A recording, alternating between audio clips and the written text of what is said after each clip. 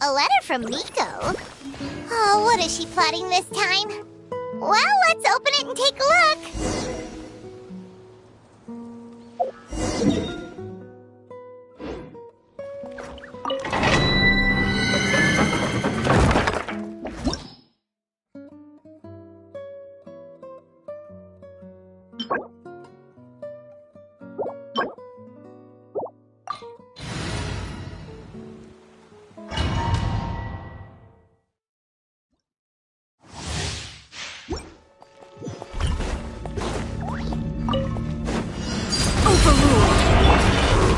Stabilize! Light it up!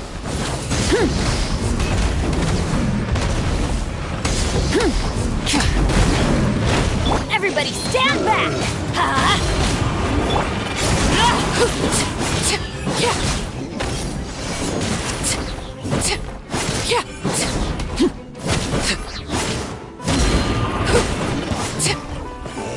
Transfix! Solidify! Rise with the sun! Teamwork is dreamwork! Let's light it up!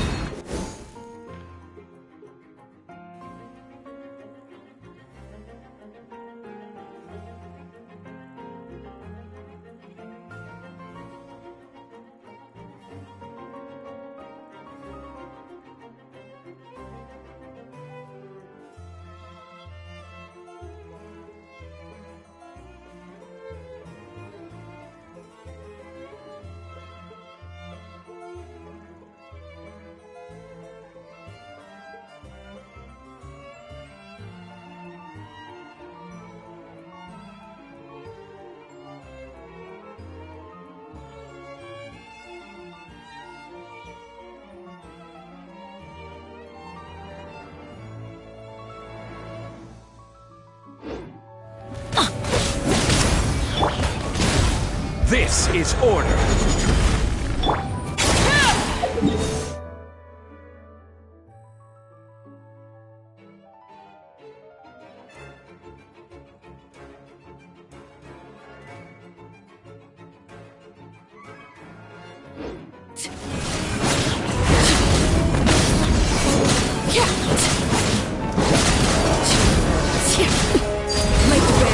Light it up!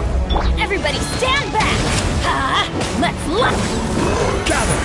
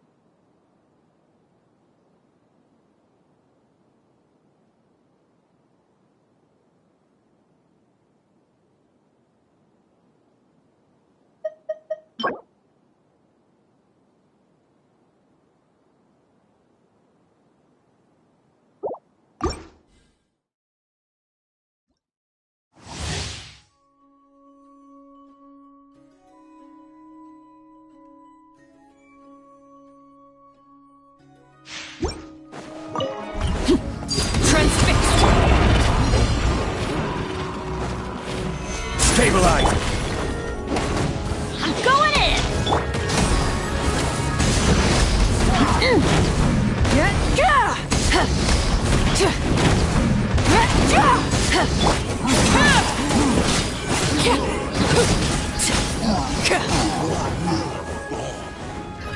Laid bare. Order guide you! Burn it down! Everybody stand back! Let's light it!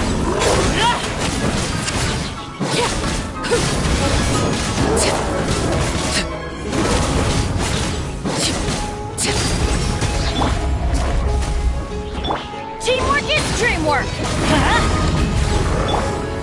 Gather!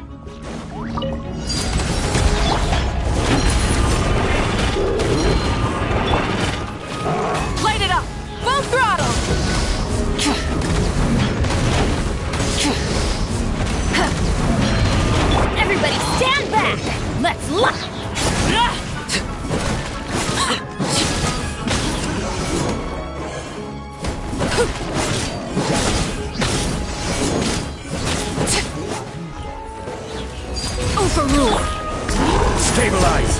This is order! I'm going in!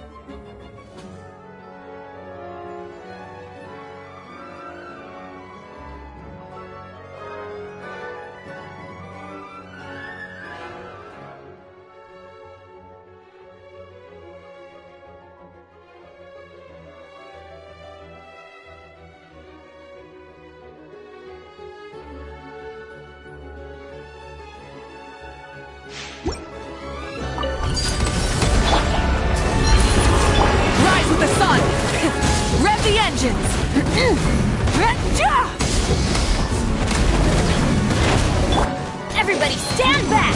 Let's light it!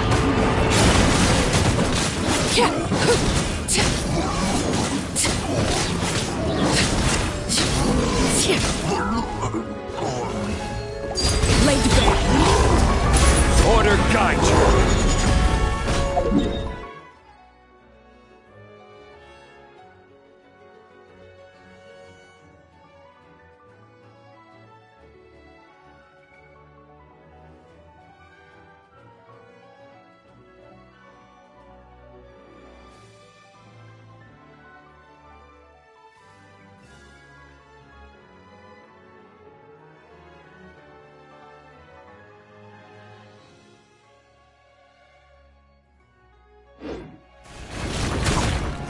Light it up! I'm going in! Let's light it up!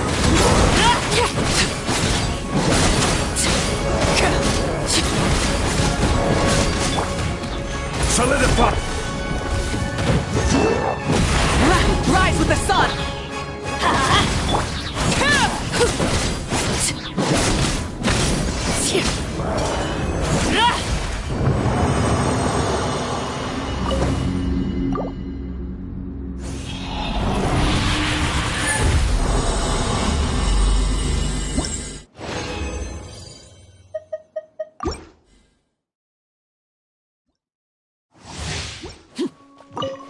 Overrule! Stabilize. Full throttle!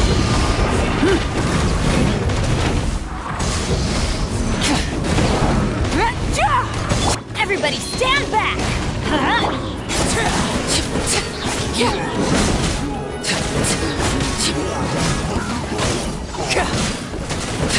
Transfixed! This is order. Light it up! Teamwork is dreamwork! Let's light it up!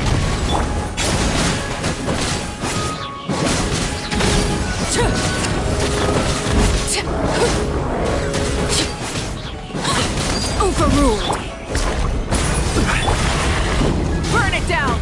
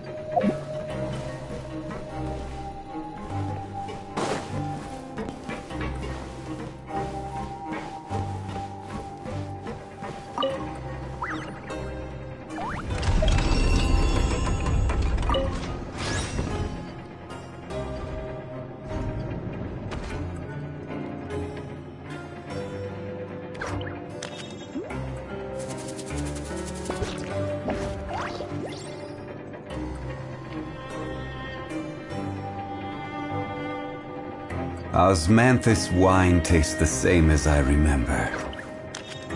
But where are those who share the memory?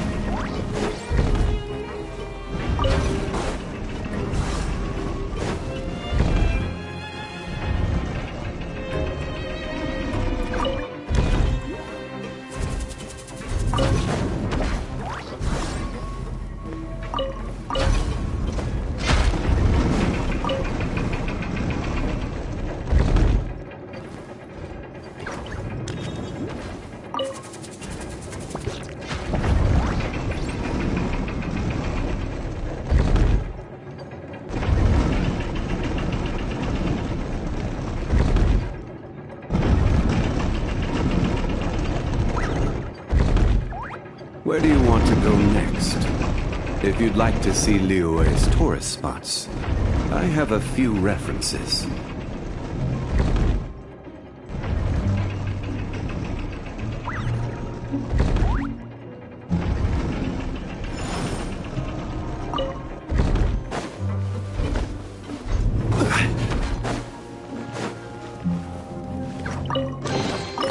One man's stone is another man's gem.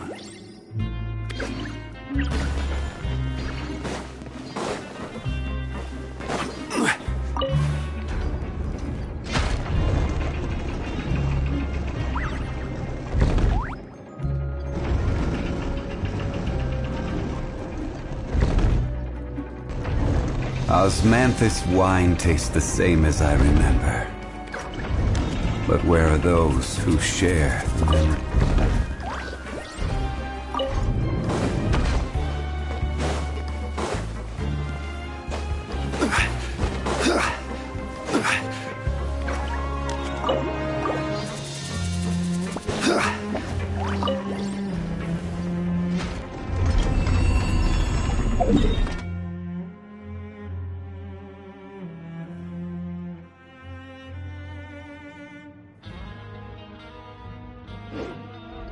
Every journey has its final day. Don't rush.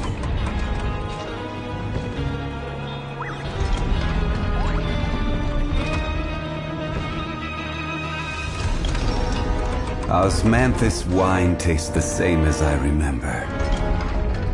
But where are those who share the memory?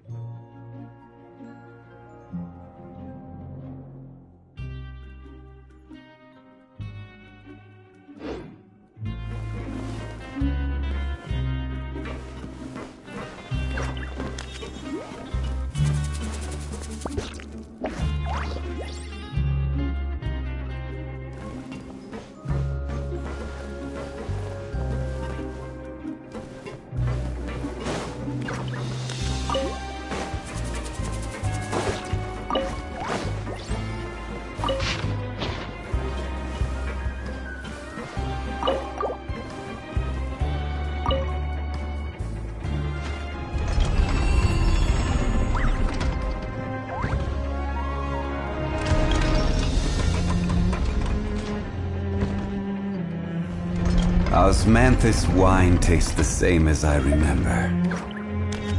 But where are those who share the memory?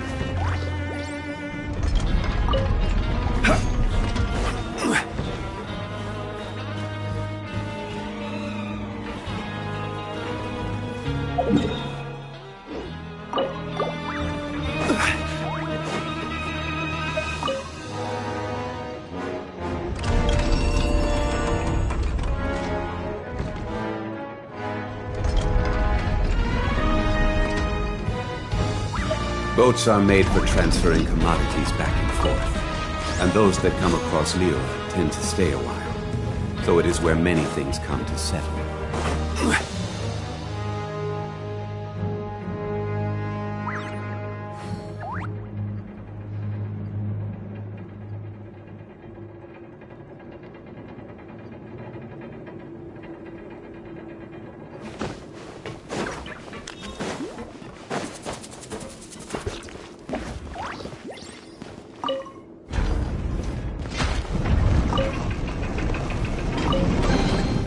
Certainly worth the extra mile.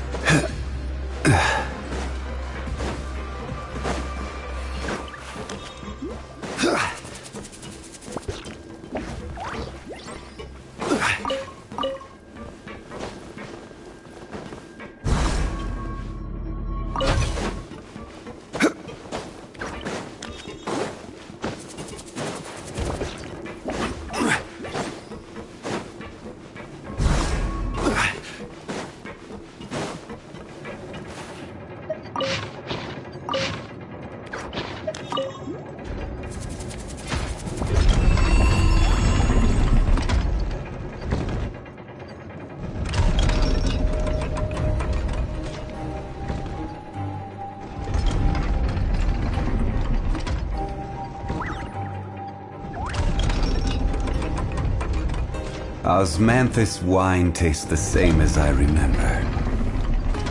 But where are those who share the memory?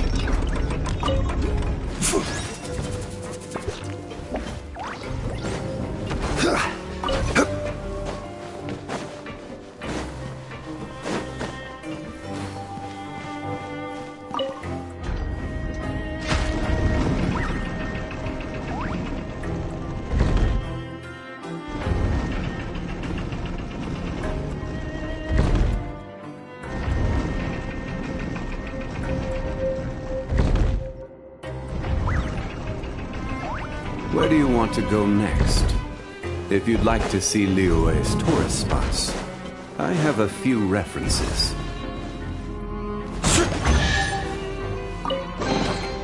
One man's stone is another man's gem.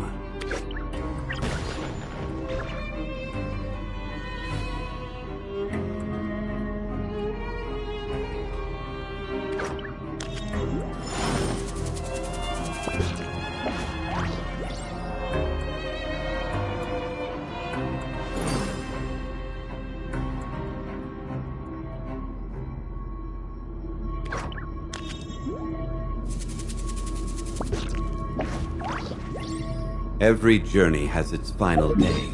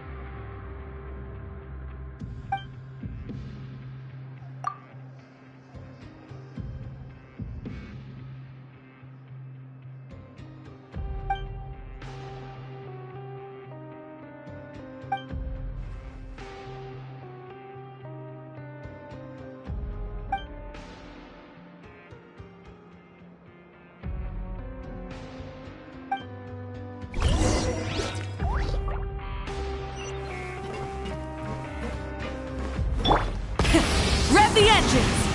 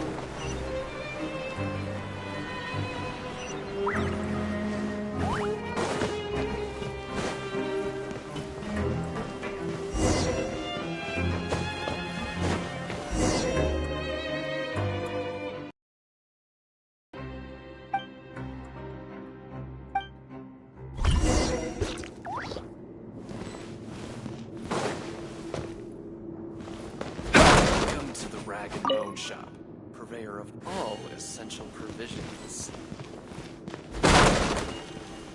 Yeah.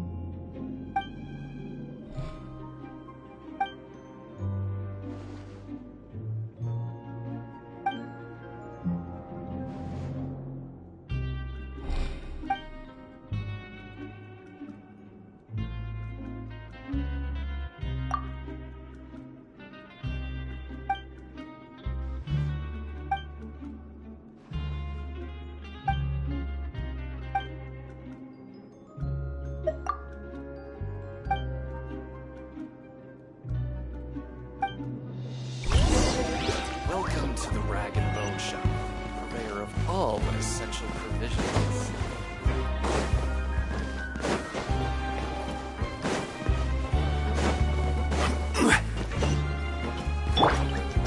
Full throttle!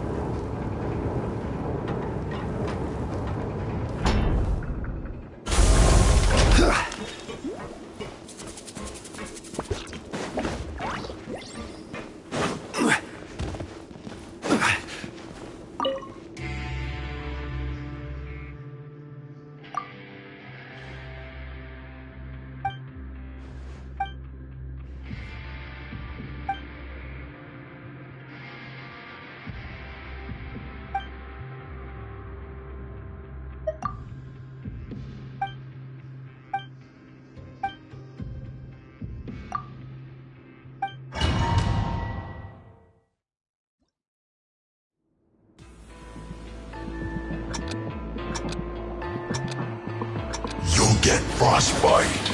Frozen. Crisp. Flash frost.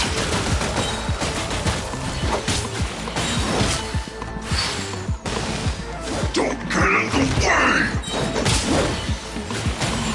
Freshness preserved. Frozen food.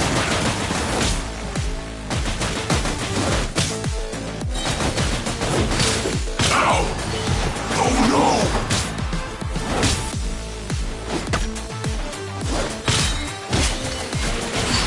Cooked food. Disgusting.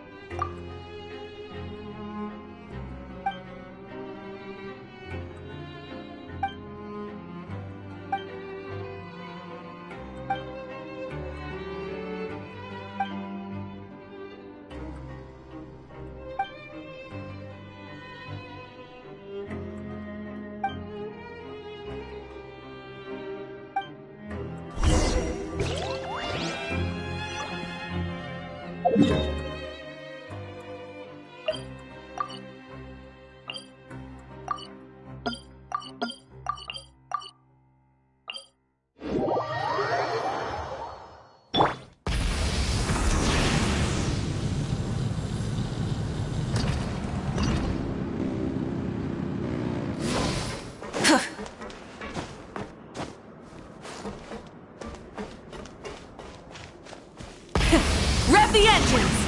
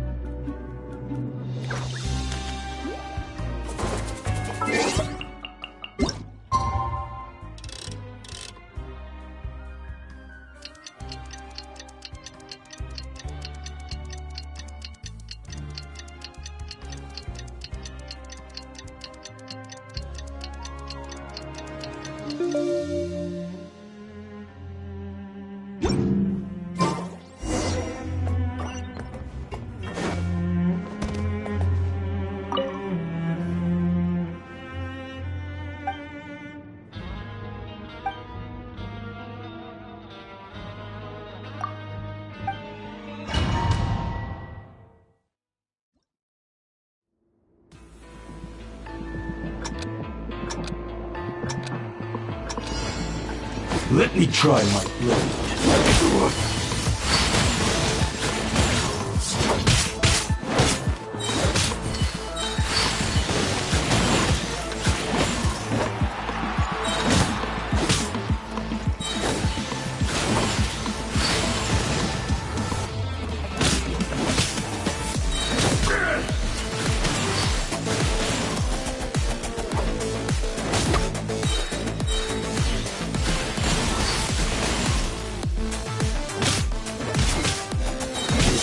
And you! You win this battle.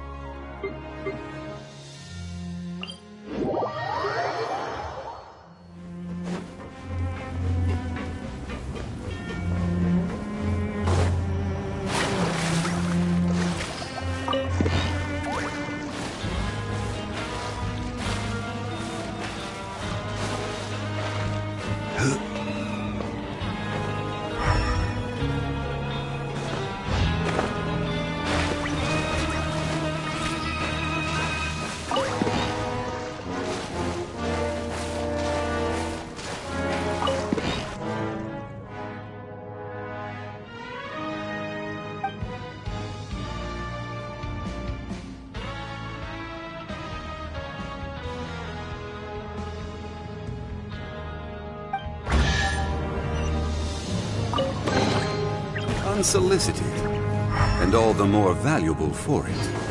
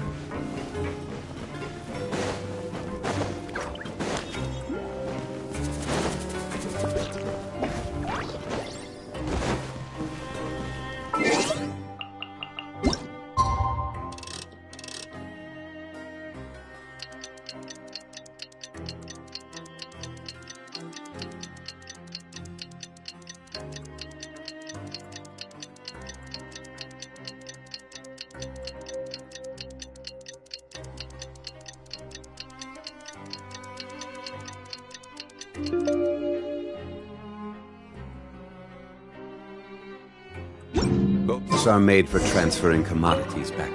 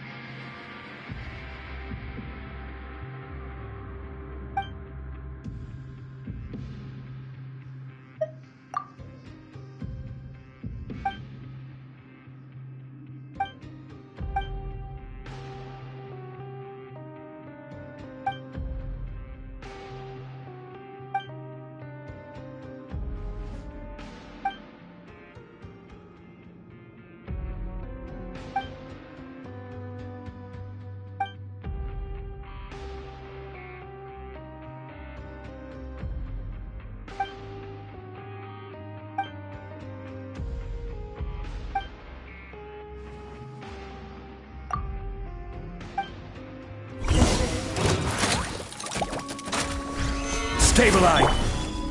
Lay to bear! Light it up! I'm going in! Huh? Huh?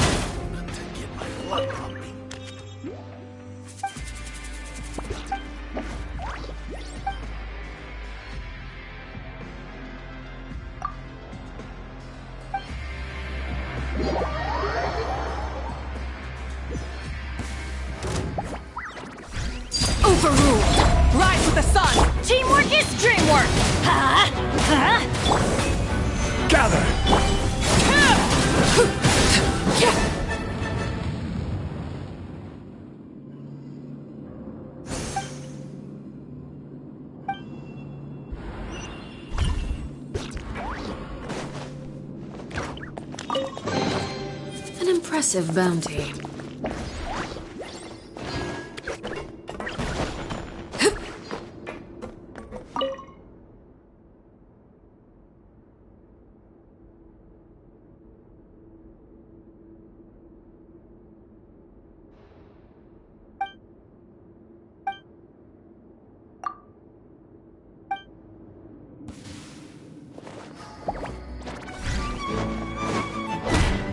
Transfix! Light it up! Everybody stand back! Let's light it up! Solidify!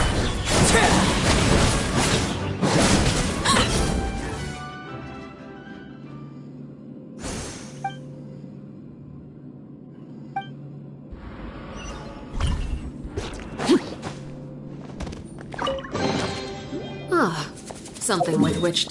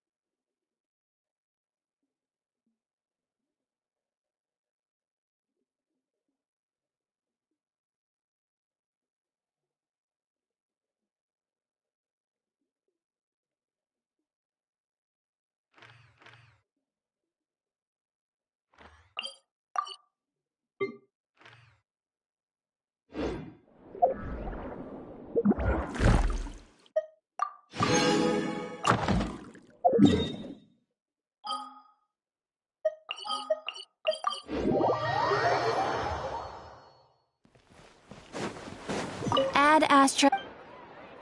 Thank you for Add Astra.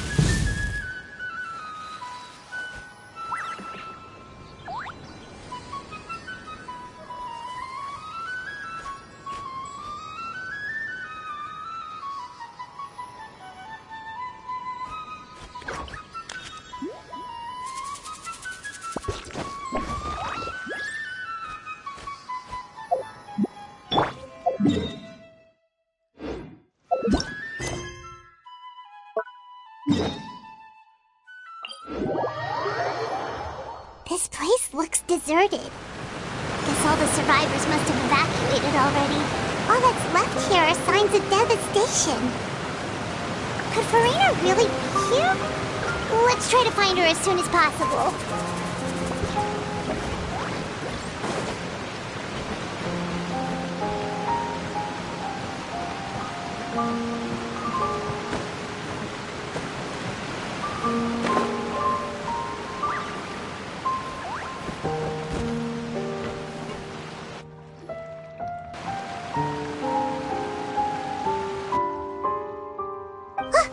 That's Farina, right over there. She really is here all on her own.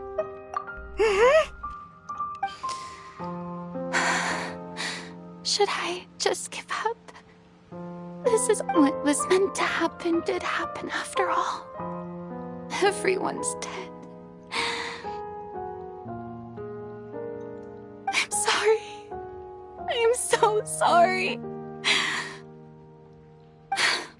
Give up, Farina. There's no point in holding out. I'm sorry.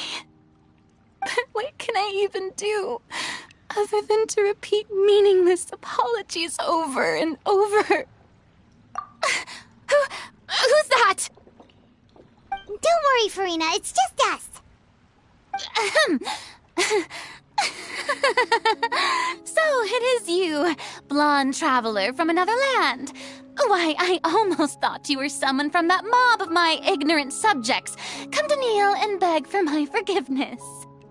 Farina, you were crying just now, weren't you? The tear stains on your face are obvious. What do you mean, tear stains? Oh, I remember.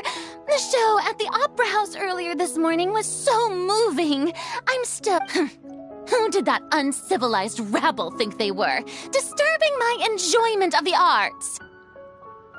They even dare to tout their Archon. I must teach them a lesson. I can just imagine their twisted and frustrated faces once they realize that I'm nowhere to be found. Oh, and I'm sure Nouvellette and those people from the Maréchaussée Phantom are freaking out right next to them, too.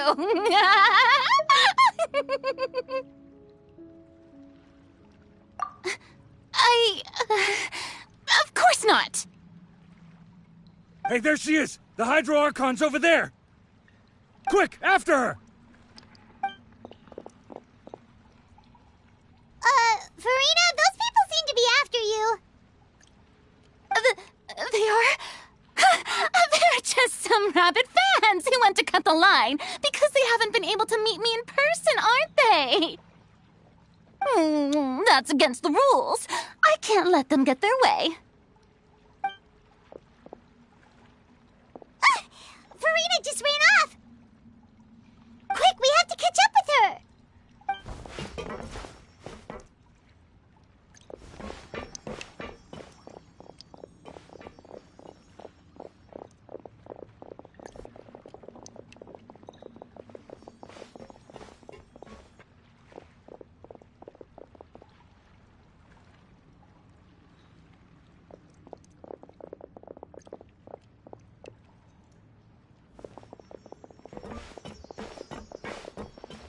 This should be the place, right? Hey, Farina! There's a good hiding spot over here. Quick, come to Paimon before the rest of them catch up to you. What? What is this place? Hurry, they're almost here. Fine. I suppose haste is warranted. Lead the way.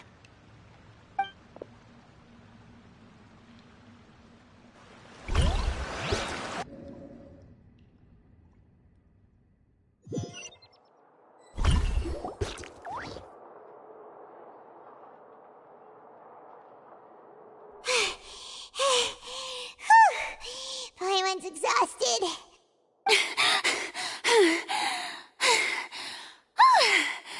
I'm so tired.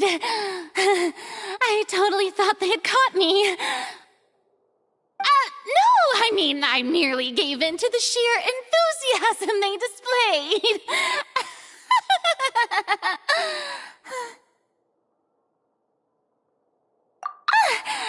You're right.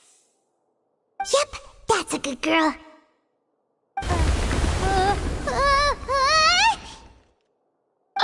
What's happening?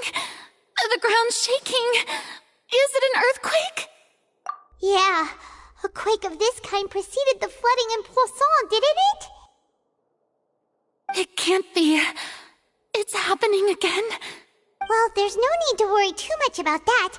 Nouvellette's made some emergency plans, so the evacuation should go a lot smoother this time. Yeah, I hope you're right. But the people of Poisson, they...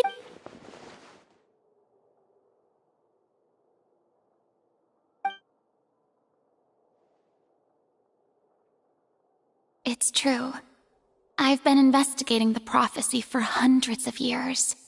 I once had informants all over Teyvat, searching for clues and feeding information back to me. I've tried all kinds of ways, too, to hold back the sea. Anything to keep the coastline from advancing. But all my efforts proved to be futile in the end. Really, the truth has been clear to me for a very long time. We cannot make an enemy of the divine. No matter what we do, the will of the heavenly principles will have its way, and the prophecy shall be fulfilled. Give up. I do love the sound of that phrase. It would mean finally coming to terms with fate, but also for me to finally be free. Indeed, I've thought about giving up so many times, especially after we almost lost Poisson. Fate is really unreasonable, isn't it?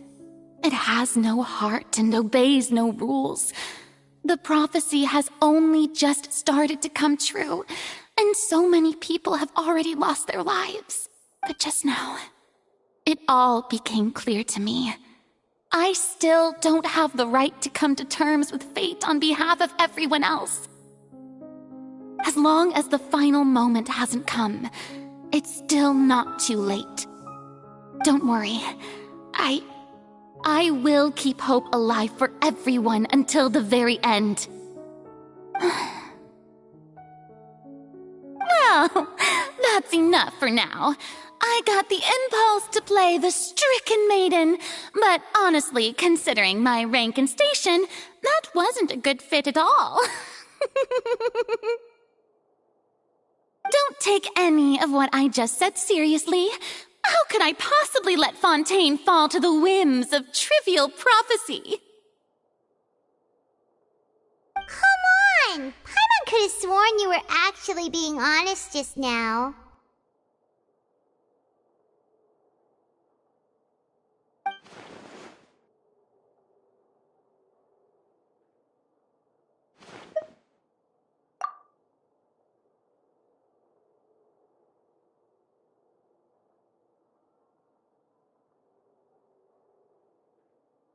Share my burden. That's impossible. It was fated right from the start that this would be my duty alone.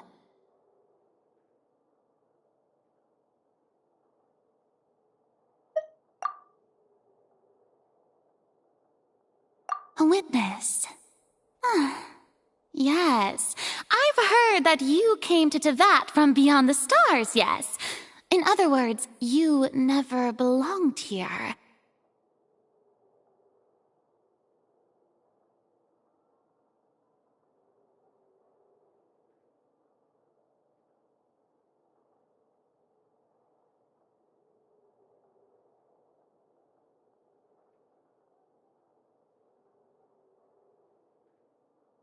And if Teyvat is, in its entirety, a show on a stage, then you're just a spectator, aren't you? If that's the case...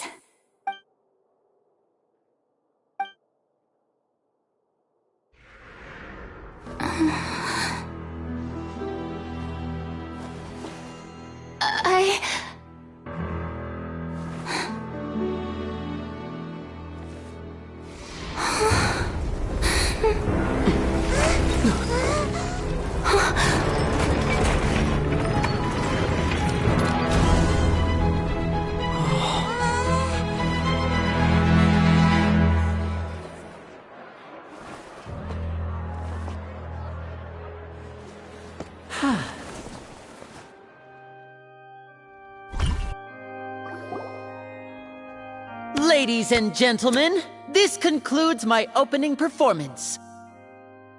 Now, without further ado, we may proceed to the trial of our god. So this is what it is. Yes, you deserve praise for the effort you took to raise the dramatic stakes. Do not forget, however, that I am Focalor, the god of justice, the embodiment of justice itself. Does it not— May I interpret these words as your refusal to stand trial? In that case, you will have the opportunity to defend your honor through a duel. You would draw your blade against a god?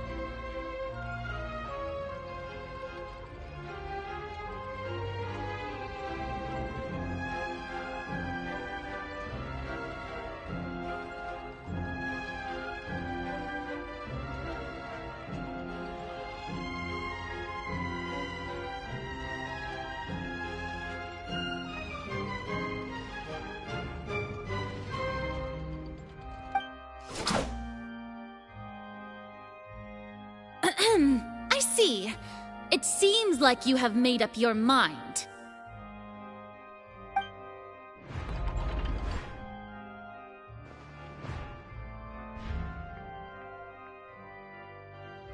Paimon can't believe it. She just surrendered. What the heck is going on? Did I just see an Archon surrender to a human? Wow, how utterly humiliating. Lady Farina, what is the meaning of this? Shh! It would seem that there has been a misunderstanding. To be clear, the raising of both hands is not always an indication of surrender. Looking for excuses again, huh? I raised my hands just now to indicate my acceptance of the trial. No duel shall be necessary. I will admit that I've been running away for a long time. I'm sorry, everyone. I was unable to protect the people of Poisson. It is my duty to stand trial for my crimes. You are not the only ones to be disappointed in me. I, too, am exceedingly disappointed in myself. But now, it is time for the Hydro Archon to show you her courage and resolve.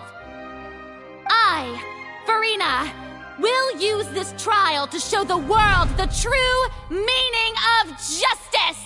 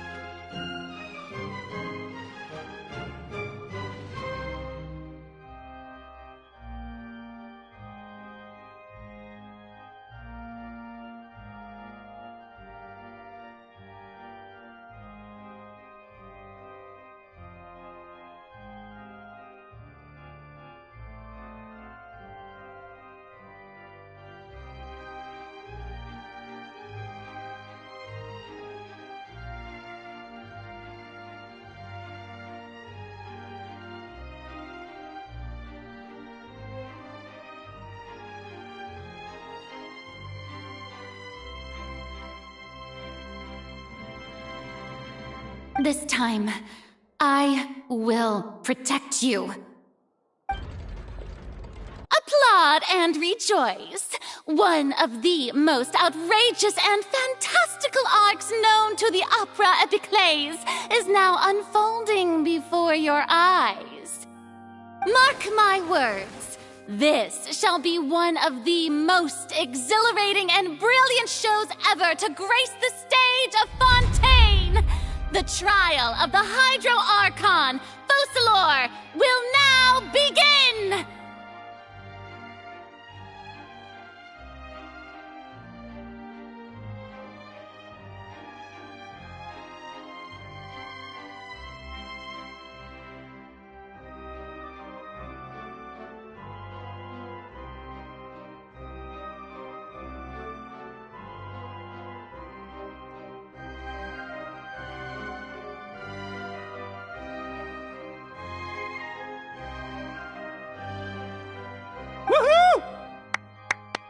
Oh, now we're making history!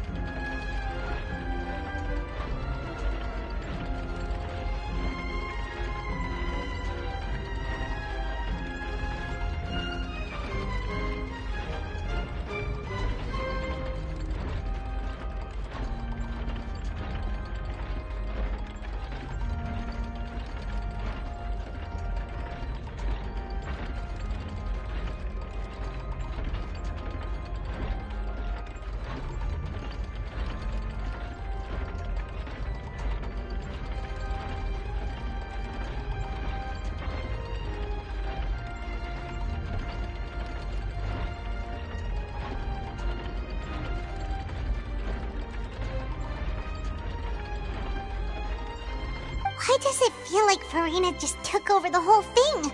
Like, come on! Didn't she just get forced to stand trial for her crimes? Also, even though she's still acting super dramatic, she is taking this seriously this time, right?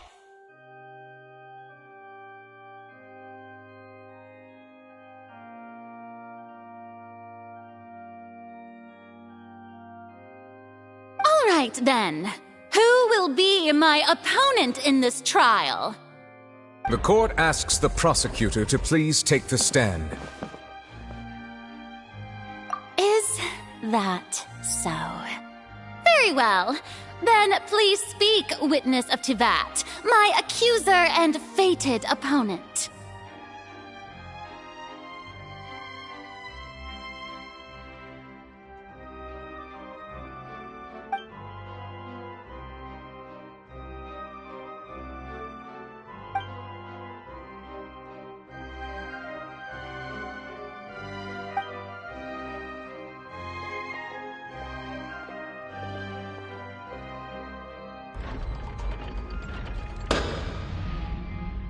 Also, please allow me to ask, as a final question before the trial begins. Just how much work did you do to force me onto this stage? Well, we did do a lot of prep after the meeting that day. I can go over the tasks assigned to the Spina di Rosula, since they were rather straightforward and easy. Navia, the president of the Spina di Rosula. Most of the people who participated in the disturbance this morning were my subordinates. They changed into plain clothes and came to the Opera House as regular audience members, waiting for the people's resentment against their Archon has been building as more and more of the prophecy is fulfilled. A spark was all we needed to turn smoldering anger into a flame. Moreover, according to our understanding and analysis of you, when something like that occurred, you would likely flee the scene and head to Poisson by yourself. So, we arranged for a second group to lie in wait there. So, you mean The ones who scoured the settlement for me were also from the Spina. And their goal was to force you to step into the giant magic box so you may personally participate in the greatest magic performance in all of Fontanian history. That's right. That house was a magic box, rather than someone's residence. As the super ultimate version of the setup that I used when I first performed at the Opera Epiclese, the volume of the box was increased by a whole order of magnitude, and the distance it traversed was the entire gap between Poisson and Aranias. Its cargo, of course, was an Archon instead of a human. My thanks, Farina. Without your help, we could never have pulled off such an extraordinary performance. You're welcome? Of course, this performance was only made possible with Father's support. The House of the Hearth spent a massive amount of labor in Mora to pull this off. We had to select a location, construct the giant magic box, dig a tunnel, and open up a path through the water. It was a lot of work for all of us. So, in other words, the earthquake that we felt within the giant magic box was just a normal tremor from the transportation of the whole house?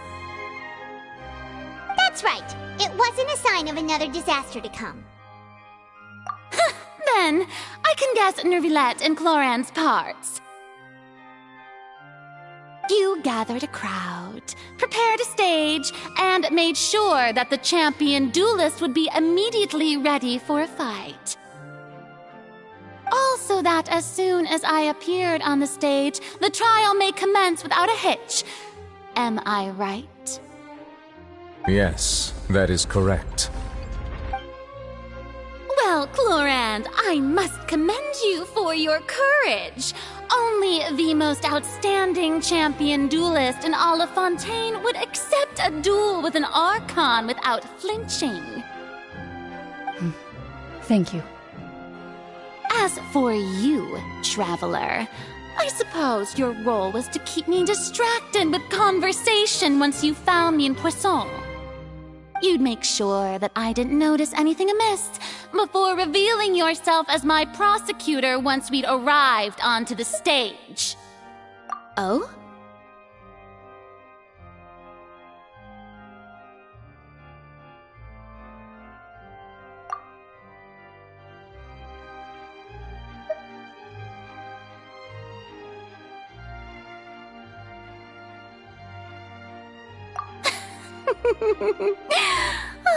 Is that so? Then I suppose I must have missed my final chance. It's fine. It matters not. What's done is done. The stage is already set, so there's no reason to disappoint the audience. Let's see this trial through to the very end.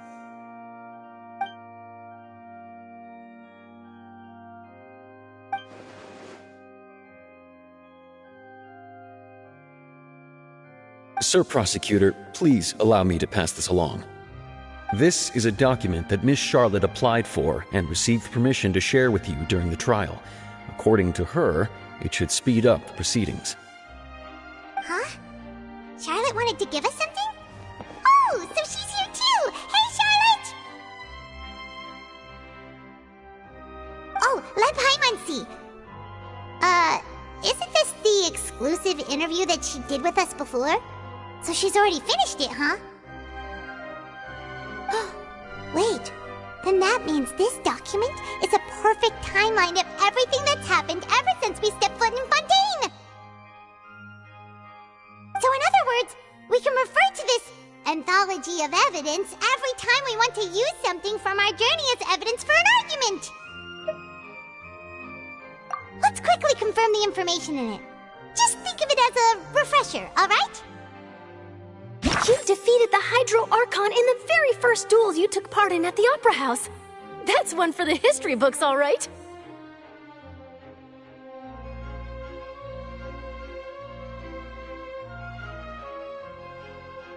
I didn't think that this is the fortress of... Right? The words of someone as extraordinary as a witch can probably only be truly understood when something surreal. The prosecution and the defense are both in position. The trial shall now begin.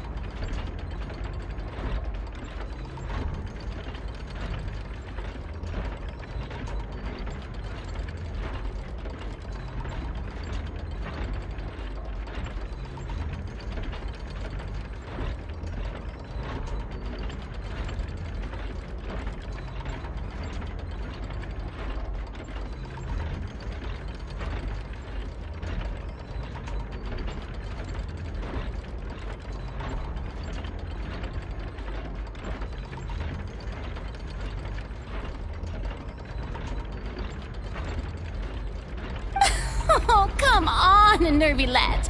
There's no need to repeat all the unimportant legalese. Just fast forward to the part where the prosecution lays out my offenses. As the defendant and the lead actress of this performance, I still haven't even been informed of my supposed guilt in all of this. Of course, it is only natural for humans to struggle to understand the actions of a god. However, you will need more than that to convict me of a crime.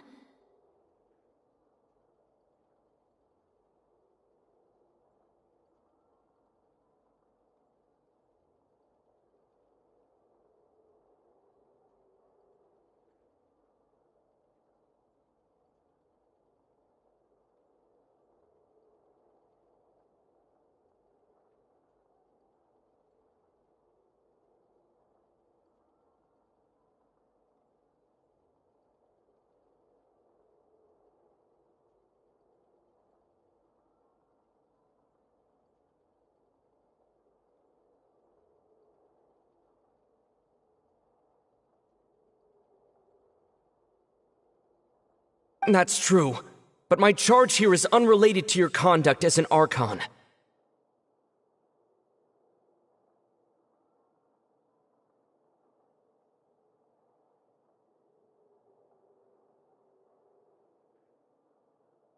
Instead, I would like to charge you as a fraud who's never been the Archon in the first place. Wait, what was that? Lady Farina's a fraud? Hey, I came here thinking that we were going to try the Hydro Archon for forsaking our duty, but did I hear that? Charge accepted. Lady Farina, do you plead guilty to the charge?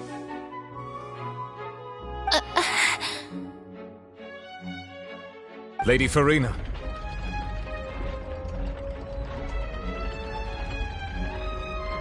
I plead not guilty. How can I be guilty?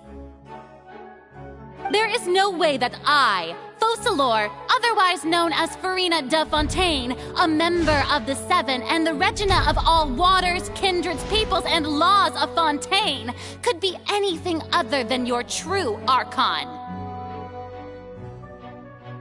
Yeah, even though Lady Farina can be rather eccentric, isn't it going too far to doubt her very identity? Yeah, I've never questioned her identity either.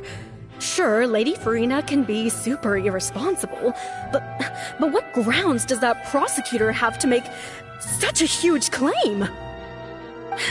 I have cause to believe that common sense will prevail in this case. Many of the members of the audience have known me as the Hydro Archon ever since they were born. There would be no fooling their memory. See? Even the Oratrice has decided to show me its favor. Are you sure you want to commit to a charge that will never be upheld? If you wish to drop the case, I can promise you as the God of Justice that you will not have to face trial for making a false accusation. We will treat everything that's happened as a dramatic spectacle and move on with our lives. What do you say to that? Huh. An argument with near impossible odds, huh? You have to not only refute Farina's claims, but also overturn the long-held beliefs of the people.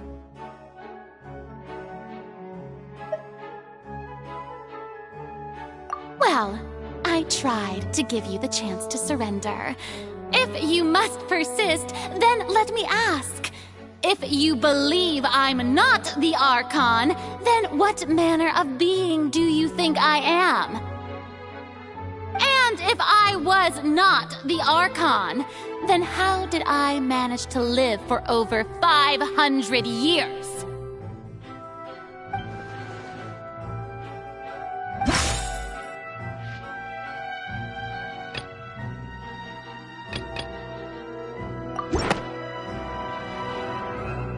First of all, you may be a member of another long-lived race, which would allow you to naturally possess an extended lifespan. And second of all, Even if that wasn't the case, there... Who gave you that idea? Was it the knave? You'd sink so low as to use a harbinger's words against me.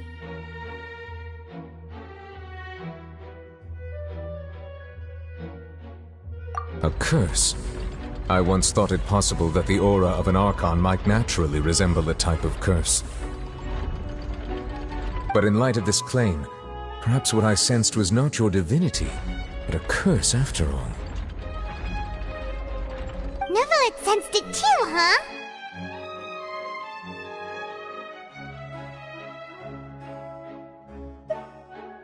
Lady Farina is actually a human? Well, it is true that it's extremely difficult to tell humans and gods apart just by looking at them. It's not impossible.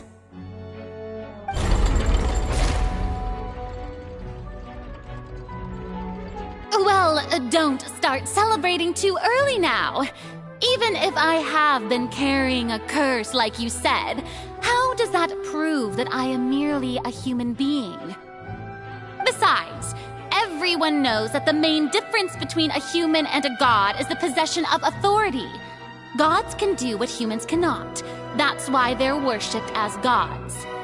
For centuries, manifestations of my authority have served the nation of Fontaine. One need only to turn their eyes towards the Oratrice Mécanique d'Analyse Cardinal in this very opera house, or consider the indemnitium that is used in every aspect of life.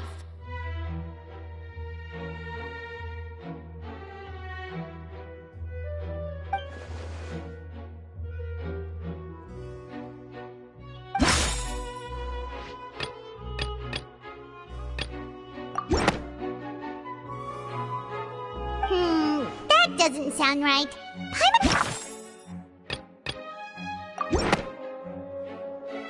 You tried to reference the Oratrice. But weren't you as confused as all the rest of us when the Oratrice declared Child to be guilty without any proof? Otherwise, you should have come up with a good explanation for that by now. Didn't I make myself clear at the time? The decisions of the gods are naturally difficult for humans to comprehend.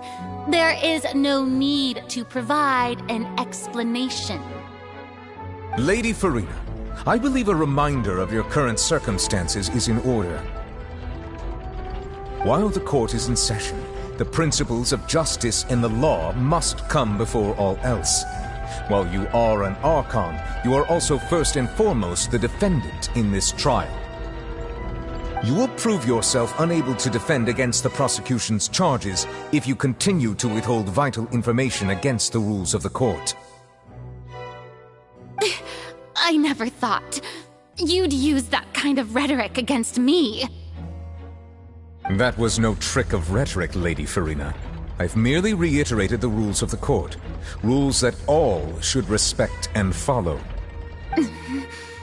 So, you neither knew why Child was declared guilty, nor did you understand the structure and operations of the Oratrice. Instead of having been created by you, the manifestations of authority you mentioned have been made by the real Hydro Archon, haven't they? The real Hydro Archon? Well, now you're really losing me. It is true that I did not know why the Oratrice gave out a guilty verdict that day. But the Oratrice handed out that verdict unilaterally, and it has been operating independently ever since it was first created. You can't argue that just because a divine creation is flawed, that the god behind it must also be no god at all. She's still throwing out all kinds of excuses. Seems like she's confident that we won't be able to produce proof that she has no power over the Oratrice. My power as an Archon. There are many ordinary citizens in the audience. How can I just carelessly demonstrate the formidable power of an Archon? If that poses a concern, I'm prepared to extend my protection to the audience.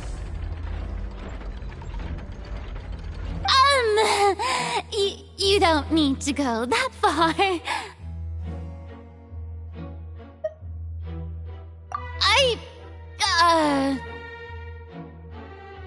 Aren't you the Hydro Archon? Or is it that you can't even wield the power of Hydro, much less the authority of a god? Indemnitium! Yes! It's all because of Indemnitium! All Archons derive their power from the faith of the people, and I've converted the people's faith in justice into Indemnitium! Thus did I give up all of my divine power to provide everyone with energy for their daily lives. Have you ever seen a more magnanimous god? Isn't that a huge stretch? Yeah, no matter how generous an Archon can be, how could they give up all their power? Can a god with no power even still be called a god?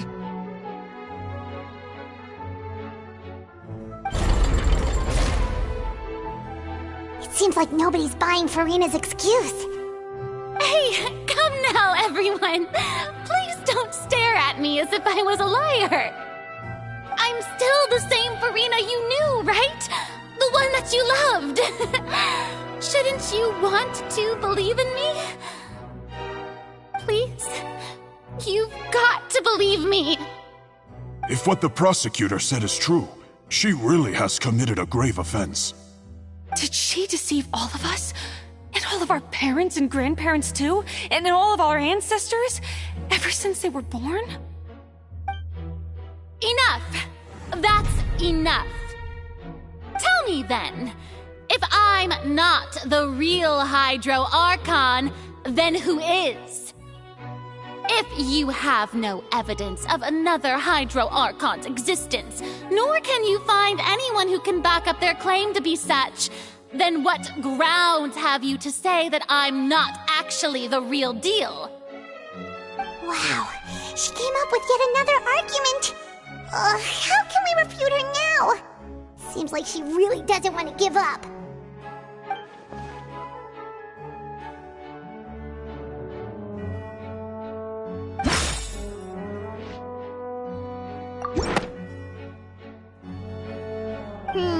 That doesn't sound right.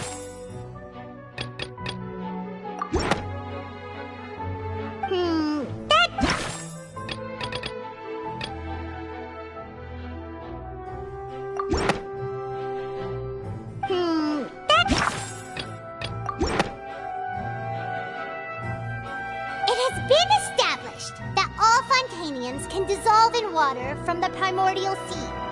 And that means... Since you insist on claiming to be a god and not a human, then there's a method that you can use right here and now to eliminate all suspicions of you being the latter. Miss Navia, please apply to serve as a temporary attorney for the prosecution before addressing the court. Though you act in partnership with the prosecutor, you must still adhere to proper procedure. Super sorry, Monsieur Chief Justice. I swear this really will be the last time that I'll speak out of turn. Now, I've brought some seawater from Poisson. As everyone knows, a massive flood struck the area not long ago, taking many lives. Including those of some of my closest friends. So, Miss Furina, would you dare to touch some of the seawater? If we are to believe that you are indeed the real Hydro Archon, touching the seawater would have no effect on you. All it should do is strengthen your case. But if you don't dare to touch it, then we would have basically proved the reverse. Oh, and I must remind you that after the disaster at Poisson, nobody wants to see any more people dissolve. I do hope you'll act prudently and choose the simpler path of admitting guilt. Navia from the Spina di Rasula. The Spina has governed Poisson for many years. I guess her suggestion is valid. If Lady Furina is indeed just a human, she's probably Fontanian like all the rest of us. Would she really dare to try?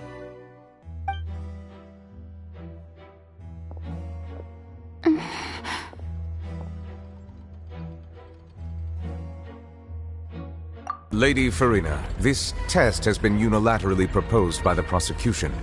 As it falls outside the realm of standard court proceedings, you possess the right to decline participation. Well, of course he had to tell her that. But refusing to participate is basically the same as a confession of guilt. She's just staring at the water without saying a single word. It really does seem like she's quite terrified of it. That could only mean... What's going on? Is she really planning to... that's not what we thought she would...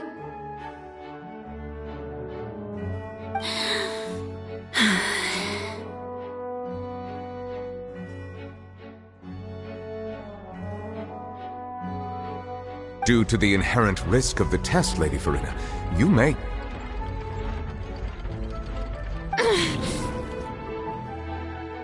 What? Hey!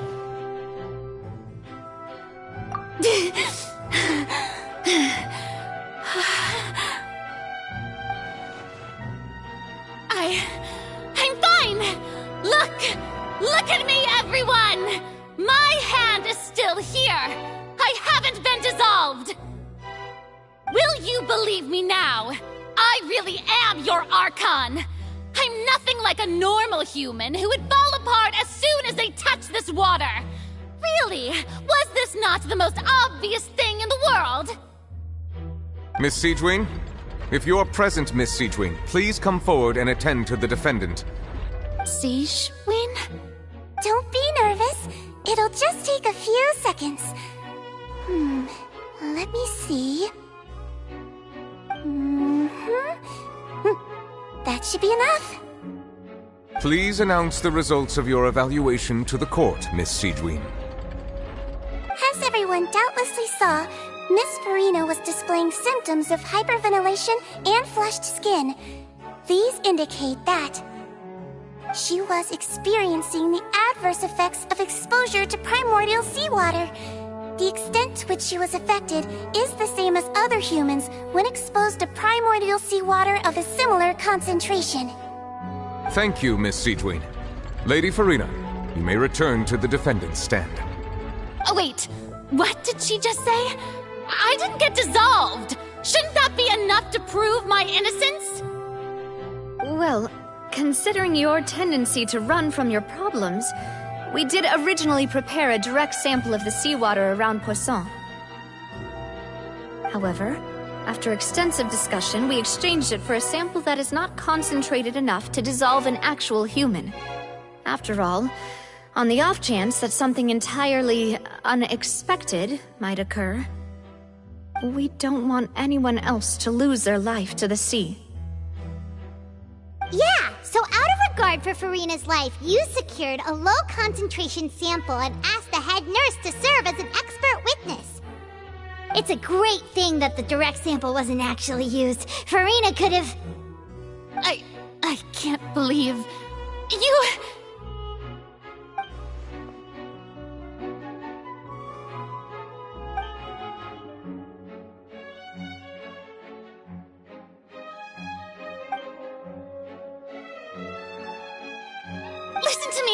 Listen to me, everyone! Please don't give me such cold and disdainful looks!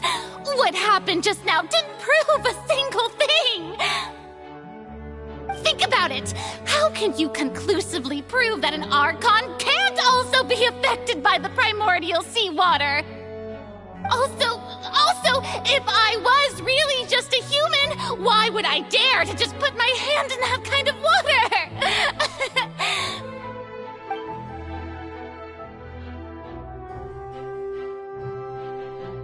Please, everyone, anyone, just listen to me! I swear, I really am your Archon!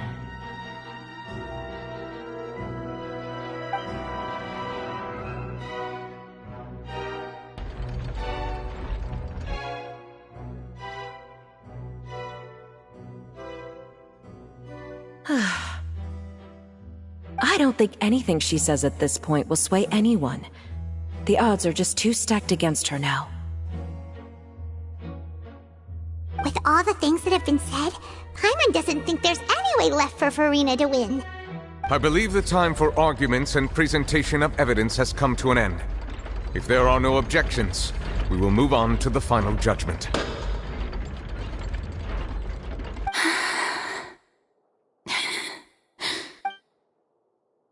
I don't think anything she says at this point will sway her to just stepped against her now.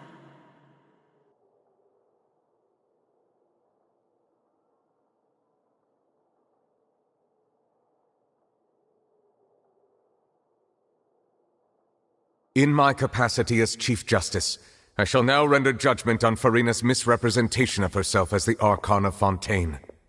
As a human who knowingly deceived her fellow citizens, Furina is guilty.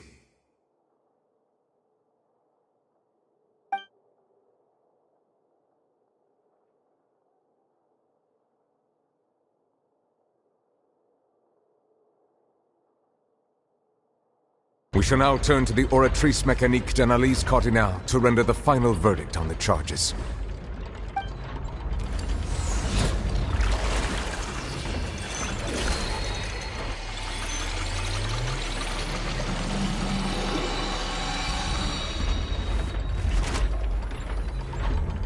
According to the judgment of the Oratrice Mécanique d'Analyse Cardinale, Furina is... Well, what's wrong? What's the Oratrice's verdict? No, the Oratrice also displays a guilty verdict. Isn't that correct then? However, the exact wording of the verdict is thus: the Hydro Archon, guilty, to be punished via the death sentence.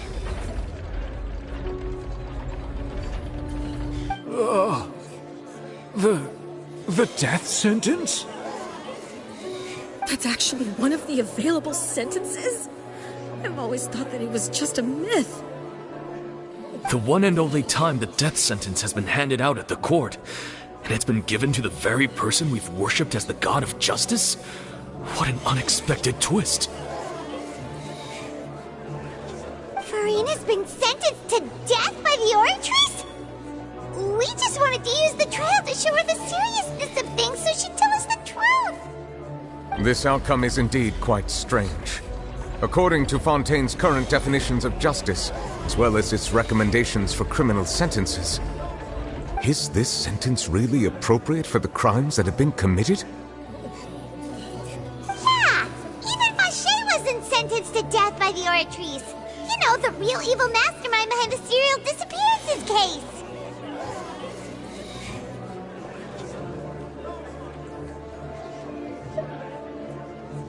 Indeed.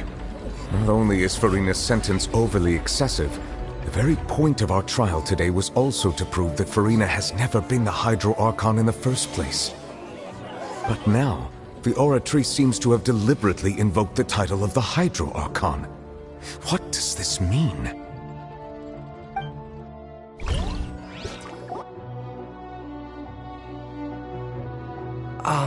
Excuse me, if I may interrupt. Is the trial still going? Fremine! You finally made it. I assume this means you've completed your mission? Mm-hmm. Any mission Father assigns to me will always be top priority.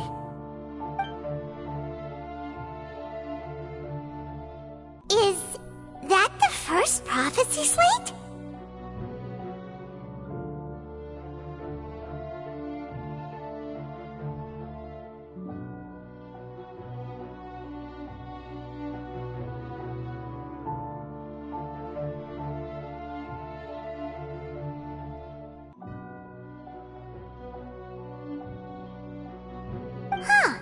So the knave privately arranged for Fremine to try and find the missing slate! I looked everywhere and finally found it at the bottom of the sea. It took me a long time to get around some dangerous stretches of water. But has the trial already concluded? Then... doesn't that mean I've come too late? Oh no. Father will be disappointed in me. Thank you for your hard work, Mr. Femine. Please allow me to review the record left on the slate.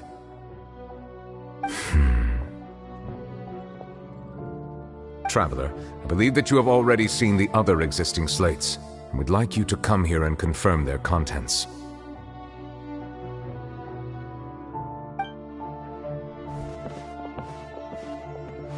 Huh?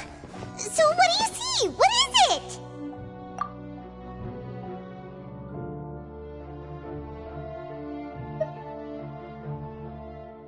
I believe I've now made sense of the Hydro Archon's crime. It has to do with Fontaine's lost history.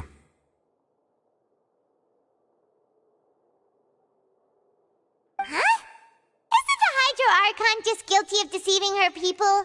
Oh, wait, no, that's Farina, and we've already proven that she's not the Hydro Archon. So when you say Hydro Archon, do you mean the real Hydro Archon we've been kinda talking about? In truth, everything that you've encountered in Fontaine up until this point can be traced back to the contents of these stone slates. However, I'm uncertain as to how much sense they currently make to you. Okay, let's try to recall the contents of the other 3 stone slates. Paimon will do her best to help you remember.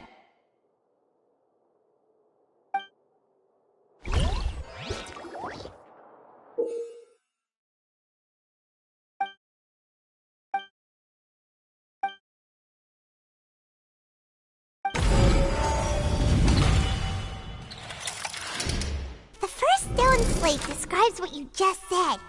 It seems to show the previous Hydro Archon using her divine power, and then the Oceanids turn into humans. Does that mean that Fontanians are transformed Oceanids? Oh, Paimon wasn't expecting that. But if Oceanids can turn into humans, then perhaps this process can be reversed as well. The second stone slate shows Celestia floating in the sky, and the Hydro Archon and her people worshipping it together. But the heavens still brought judgment down upon them. This must be the point when the Hydro Archon and the Fontanians were branded with their original sin. Does this mean that the original sin and the Hydro Archon sin are the same thing?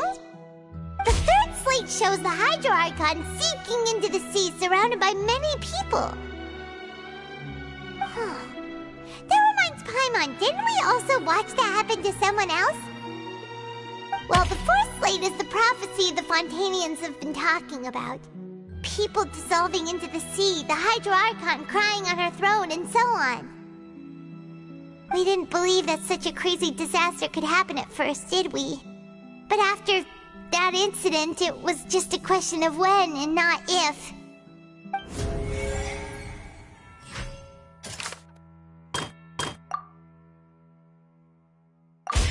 We know from the case of the serial disappearances of young women that Fontanians can be dissolved in primordial seawater, and the first stone slate tells us that long ago, the Hydro Archon used her power to turn Oceanids into humans. This might be the reason that Fontanians can dissolve.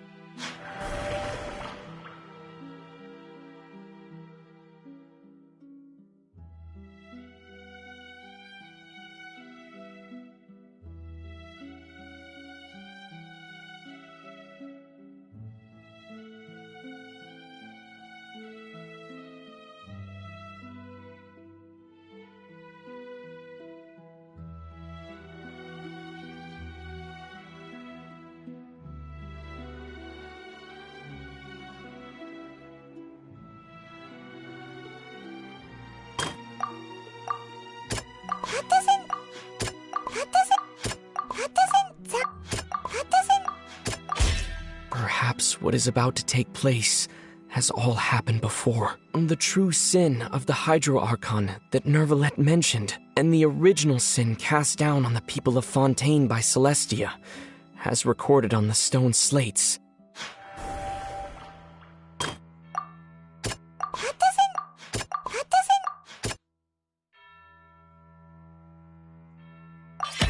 It it's not as simple as falling into the sea. When Navia fell into the sea, her consciousness was subjected to judgment. The stone slates show the people gathered around the Hydro Archon in the sea. Could that be alluding to the same thing?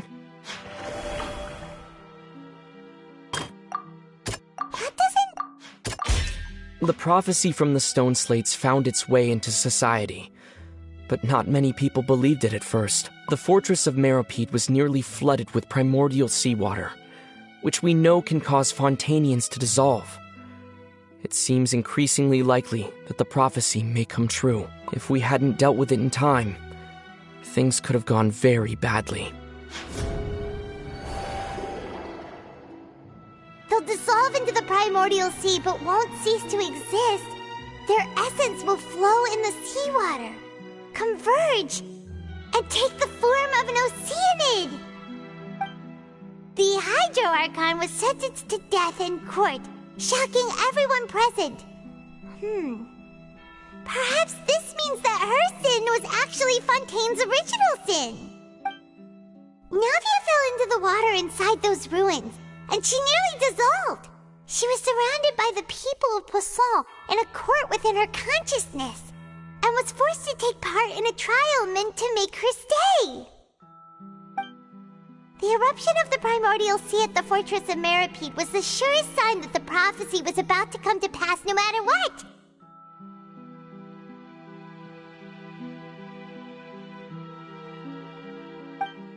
The stone slate's content can all be verified by recent events. If we combine what we know together, loads of truths should come to light.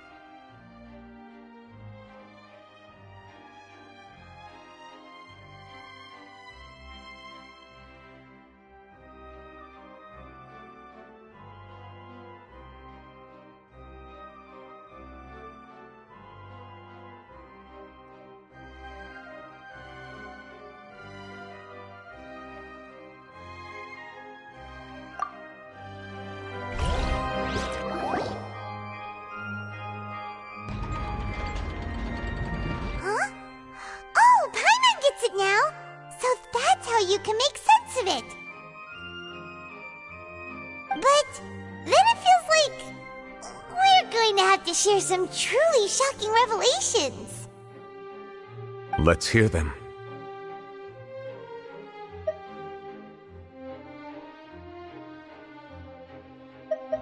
Incredible. Linny, did you hear that? We're not real humans. All Fontanians were originally created by the late previous Hydro Archon, with Oceanids as their basis. The evidence for that can be found in how only Fontanians could dissolve in primordial seawater, and how all the girls Vacher dissolved were also turned into Oceanids. Oh, and according to Navia, when she was about to get dissolved, she also saw everyone gathered around for a trial. All of them in the shape of Oceanids. Indeed.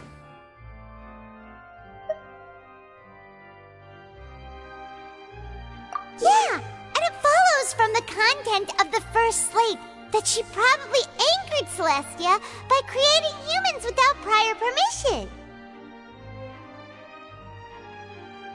That could also explain why the Oratrice judged the Hydro Archon to be guilty. It's to account for that ancient sin.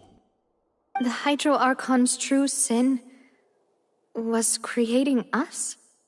And yet, after many hundreds of years, the Hydro Archon's creations have turned around to try to judge the Archon within the Opera Epiclese. The twists of history are often the most unexpected of all. Yeah, isn't the image here just like when Navia fell into the sea? So wouldn't it be trying to show the image of the Hydro Archon also falling into the sea once the prophecy has been fulfilled in the fourth slate? In the end, the people will all be dissolved into the waters, and only the Hydro Archon will remain weeping on her throne. Only then will the sins of the people of Fontaine be washed away. Did Paimon get all that right? You've made some keen deductions. I must say, given how much you still don't know, it is impressive that you've already managed to connect so many pieces of the truth. However, while you were able to decode all the information on the slates, they've also been etched with an additional layer of hidden information using a different power source. When we were at the ruins, I tried to decipher the hidden information recorded in the slates. But since we only had 3 slates at the time, I was unable to come to a full conclusion. Now that the slate collection is complete, I shall make another attempt to decipher the narrative recorded within. If everything goes well, we should finally be informed of the unadulterated truth.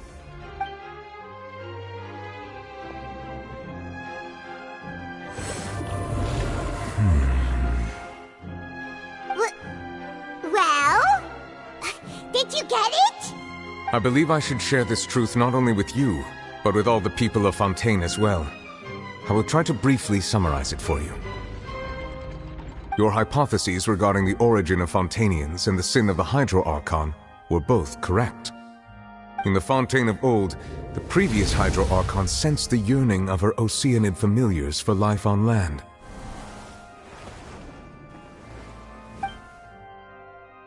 The Oceanids were enamored with the beauty and romanticism of human beings, and wishing to have those experiences for themselves, expressed to the Hydro Archon their desire to become of a similar kind.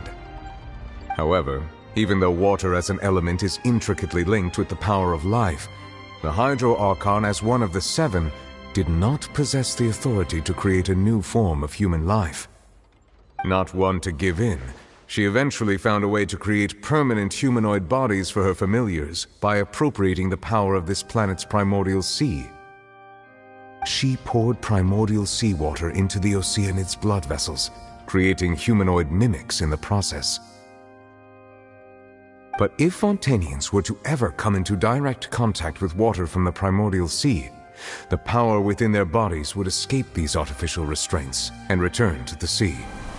As a result, their forms would collapse, and they would be reverted to their original forms as Oceanids.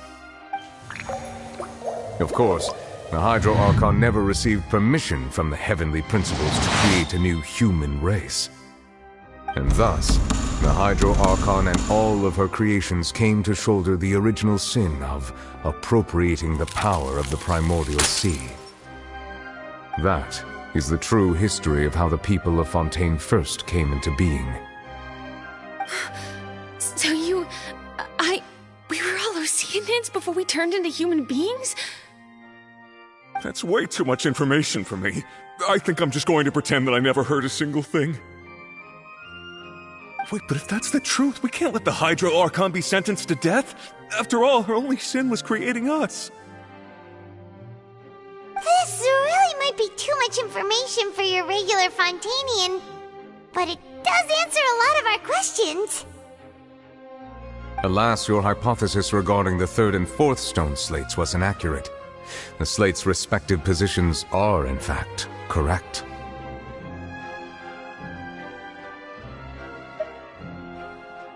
A key point of the visual on the 3rd slate is how all the individuals depicted in the water are humans rather than Oceanids. They have not been dissolved, which implies that the water depicted in this slate is not water from the primordial sea. The nation of Fontaine is the nation of Hydro, as well as the nation of trials and justice. Instead of being the literal element, the water in the scene symbolizes judgment and justice. You may also recall Navia's experience. When she fell into the sea, her consciousness was surrounded by that of many others who intended to hold a trial to determine her fate. Therefore, the meaning of the 3rd slate is that the people of Fontaine shall try the Hydro Archon at the court of justice. Yes, it refers to our present situation. I think I'm following now. So, what you're saying is, even though we decided to put on this trial to avoid fulfilling the prophecy, in truth, everything we've done has happened exactly as the prophecy foretold. So now, it seems, we're the ones making sure it comes true. What should we do? Huh. No matter what, the prophecy will be fulfilled. If that's the case, does that mean the scene in the fourth slate will also be fulfilled soon? Traveler, I would like to point out another small fallacy in your deductions. About the fourth slate, you probably thought that the eruption of primordial seawater beneath the fortress of Meripede served as the surest sign that the prophecy was about to come to pass, yes? However, I believe that rather than being a sure sign, that eruption could in fact only be a small warning of something far worse to come. As for the root cause of the catastrophe, I believe you've already encountered it once before.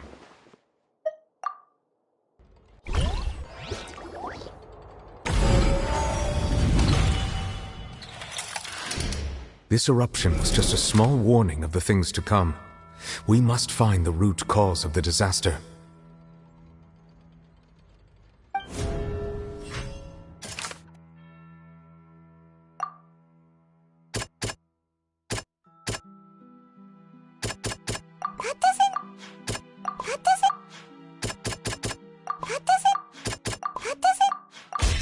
It was both dream and reality. If we're talking about a true culprit, that could only be that thing inside the primordial sea, right? The truth, the original sin, the trial, and the root cause of the disaster.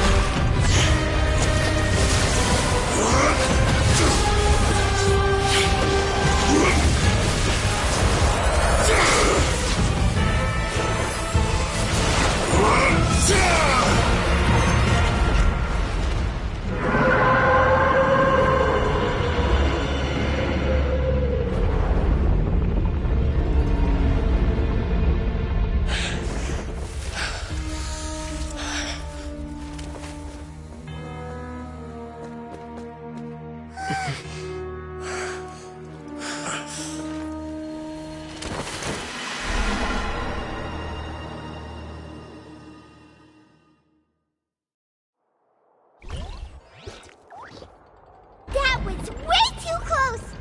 How did that thing just burst into the Opera House? Wait, was that the huge whale you saw in your dream? So we've met it at last. I understand very well why it has chosen to make an appearance here. That whale does not belong to Tevat. It is a monster that has traversed the stars, weeping all the while. It has been greedily consuming the energy from the planet's primordial sea, using it to grow. That is the main cause for the rising sea levels. And once it has finished consuming all of the energy contained within the sea, its next step will be... You said that when the Hydro Archon first created Fontanians out of Oceanids, she filled their blood vessels with primordial seawater. Precisely. That whale finds the blood of Fontanians nigh impossible to resist. Therefore, when it left the primordial sea, it decided to make its next stop a packed opera house full of food. Food in the form of Fontanians.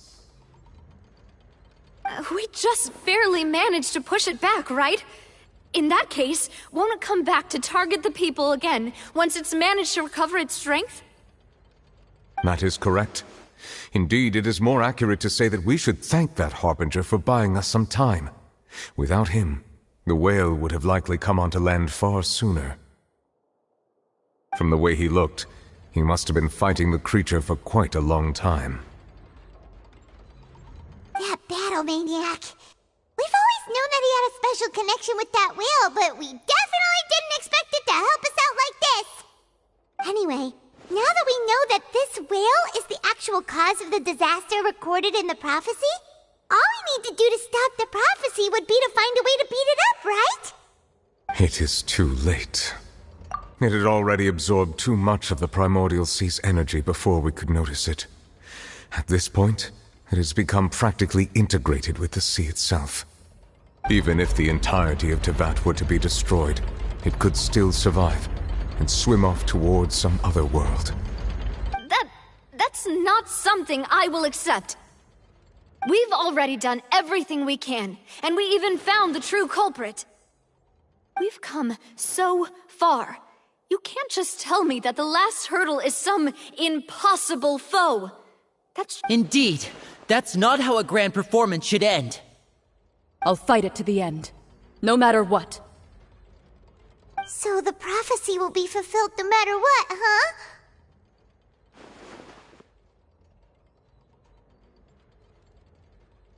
The prophecy.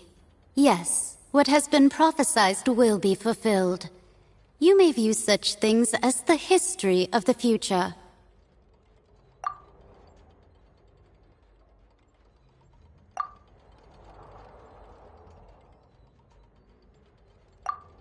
Just as prophecies are usually only the future as seen from the perspectives of the gods, could things ultimately, fate shall serve as your only guide, no matter what will happen in Tevat's future.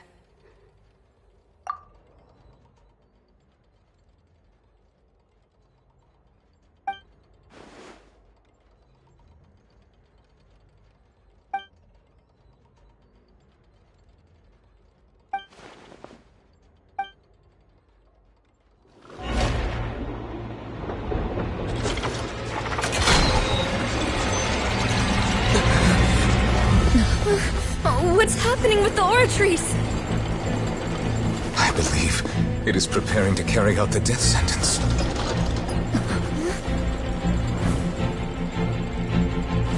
Furina!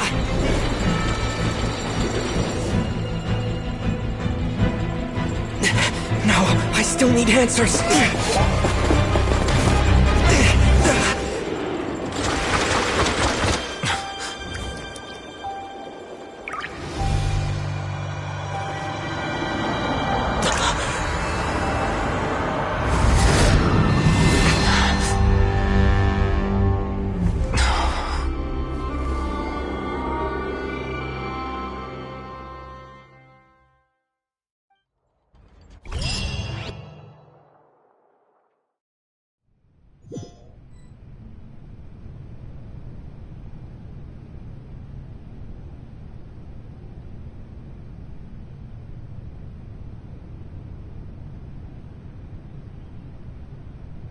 You...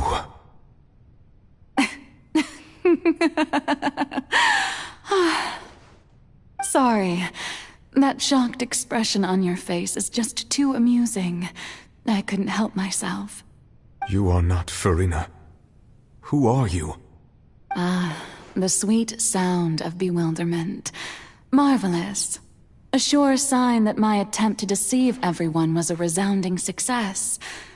But to answer your question, I am Focalor. You know, the god. Focalor? Why did you deceive us? Oh, that wasn't my goal, of course. Goodness, no. But I had to fool everyone else too, if I was to stand any chance of deceiving the heavenly principles. Deceiving the heavenly principles. It's all because of that pernicious prophecy. Dreadful, wasn't it? Everyone doomed to dissolve. Fontaine condemned to be flooded.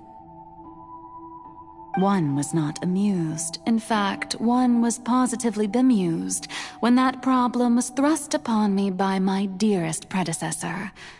That's the former Hydro Archon Egeria for the uninitiated. And she knew full well that the prophecy would surely come to pass. And as one of the seven, she also knew full well that one defies the heavenly principles at one's peril. So yes, as you have no doubt surmised, it was a rather impossible situation that I found myself in. I spent a terribly long time mulling it over, alone on the ocean floor. And I was almost growing barnacles by the time I finally realized I had to outwit the heavenly principles, allow the prophecy to be fulfilled, ostensibly at least, while I'm a genius, I know. I can only assume that's why Egeria chose me as her successor. Although, looking back now, it was hardly the inheritance one dreams of. Between the task of saving the nation, the quotidian duties of the Hydro Archon, and not to mention the original sin of creating a new race of humans, I dare say she left me quite a colossal mess to clean up. But one can only play the hand one is dealt. I did not choose this, any more than I chose to be one of her Oceanid familiars. So you were also once one of the Oceanids, transformed into a human by Egeria's hand. Yes, I was. I always dreamed of becoming human. And I still do, even now. In my eyes, to be human is to be part of the greatest opera ever known. After becoming a god, I separated my divinity from my body and spirit, leaving behind only a self that was as naive and bewildered as my past self on her first day as a human being. The me you see before you now is that divinity, and the human counterpart I left behind, I named Farina. She could feel joy, sorrow, and everything in between. She could be as vain and conceited, or as meek and vulnerable as she wished. Her strengths were of a kind only a human could possess, as were her shortcomings. But in my eyes, Farina's humanity was what made her perfect. She was perfectly human in every way, the person I always wanted to be. Anyway, so then I cursed her. All part of the plan, of course. The plan to deceive the heavenly principles. Do you still remember the final scene of the prophecy? The Hydra Archon alone, weeping on her throne. In order that the prophecy might appear fulfilled, I invited Farina to be an actress, to play the part of the Hydro Archon in the prophecy. Under the curse I placed on her, so long as I, Focalor's divinity, continued to exist, she could not die. But nor was she free to live her life in the pursuit of happiness. Instead, she was forced to take the stage in the opera house, to embrace the role of leading lady, to forever play the part of the god from the prophecy, all to create a deceitful appearance of that prophecy coming to pass. I suppose now you probably understand why your court is called the Opera Epiclese. But Farina is only human, isn't she? Even though she has had a long life, her mind is no stronger than that of any other ordinary human being.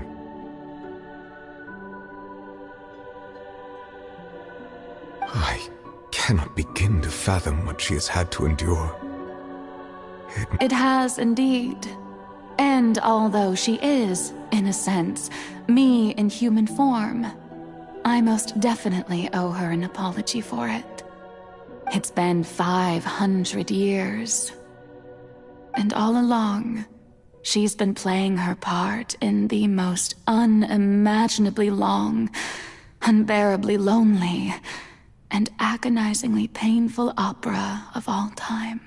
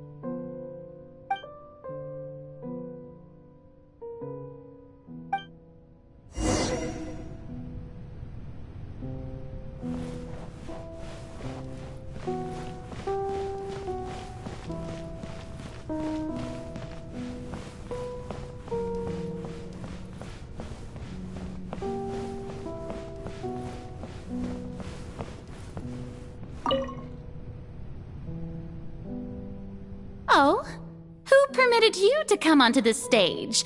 Now, I understand your admiration for my august self, but I must ask you to keep to the rules. All right. It is not my intent to reprimand you. There is no need to state your name. Just be off with you. Do not distract me from my performance.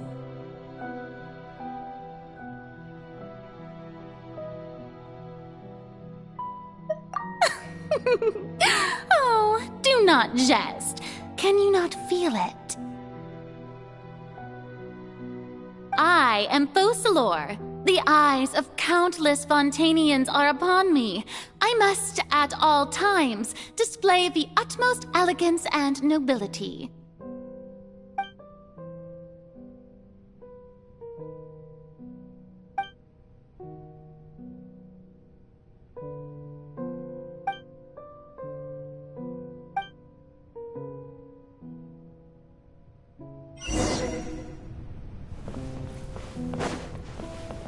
Dear audience, the performance is experiencing a technical difficulty, but worry not. The guards shall resolve it soon enough. Laid bare. That's gonna... I'm going in! Gather!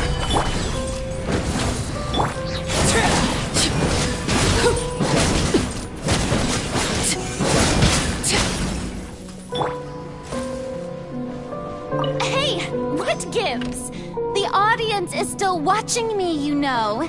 Guards? Wait, where are the guards? Guards! Stabilize!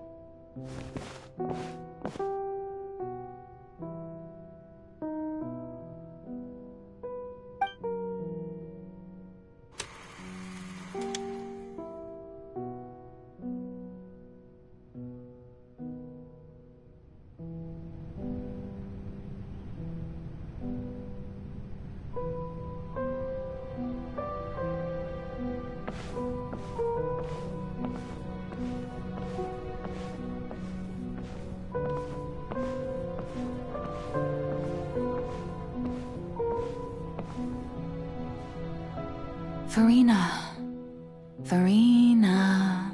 Huh? Who's that? Who's calling me? Where are you? Be not nervous. Be not afraid. I am before you. Wait a moment. You're mirror me? How can this be? Mirror you, huh? You know what? That's not bad. Let's go with that. Mirror me. What do you wish to say? The prophecy. Have you heard of it? What prophecy? Wait. I know. I think. I don't know why, but it's in my head somehow. The people will all be dissolved into the waters, and only the Hydro Archon will remain, weeping on her throne. Only then will the sins of the people of Fontaine be washed away.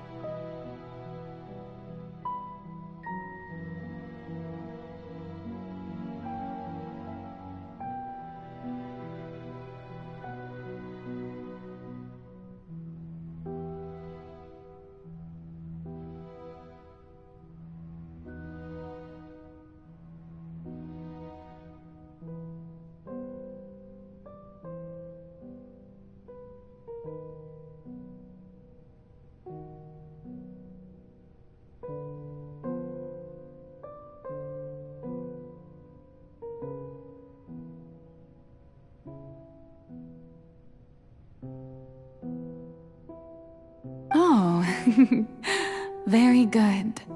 You know it well. What's going on? I can't seem to remember anything clearly. The only... Yes, it will. And that is why I've come to you. Disaster will come to Fontaine sooner or later. Things will develop just as the prophecy declared. There is no escaping it. But doesn't that mean everyone will die? I'm a Fontainian just like them. Will I dissolve too?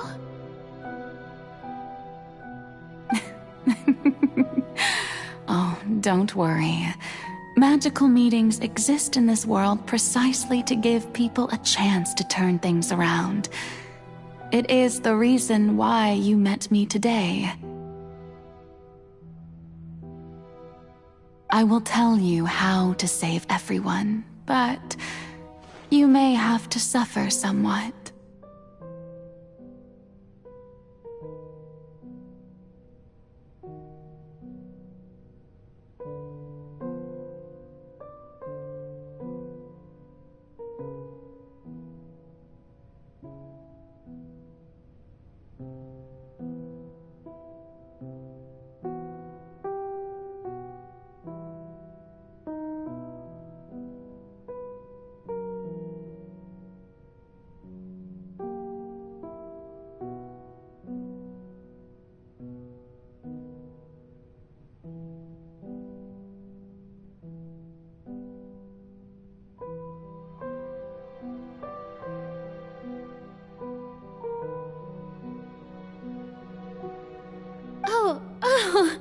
So there's still hope after all.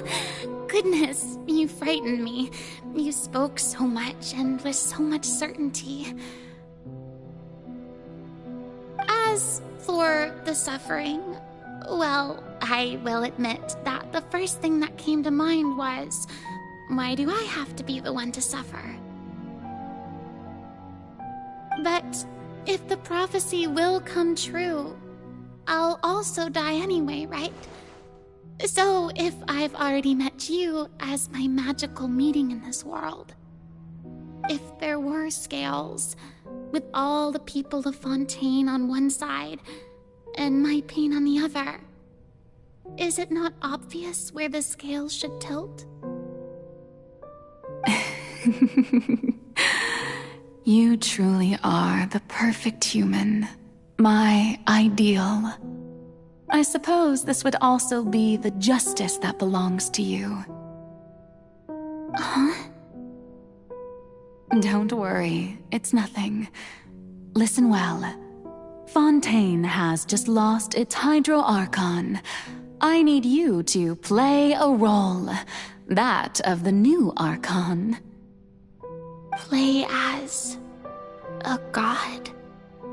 That's right. You must begin a never-ending masquerade. You must never let anyone suspect your identity. If you can keep it up, then I shall have my way of defying this prophecy. But should your identity be revealed, then all hope will be lost. But how will I do this? A human assuming the role of a god without being exposed. Don't worry. What you must do is not to turn yourself into a real god. You simply need to play the role of a god as humans imagine them to be. Being a human yourself, I'm sure you already know what such an entity would be like. Remember, your true challenge will not be pursuing divinity, but contending against humanity. I'm still not sure I understand, but I'll try. I'll try to do this.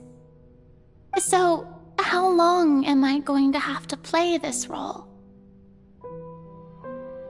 To accomplish this mission, you will have to stay on the stage for many, many years. You will endure and not grow old until your task ends. But I promise you, all will eventually end in a magnificent and dramatic trial, and everyone will be saved. A trial, huh? How exciting. I'll be looking forward to it.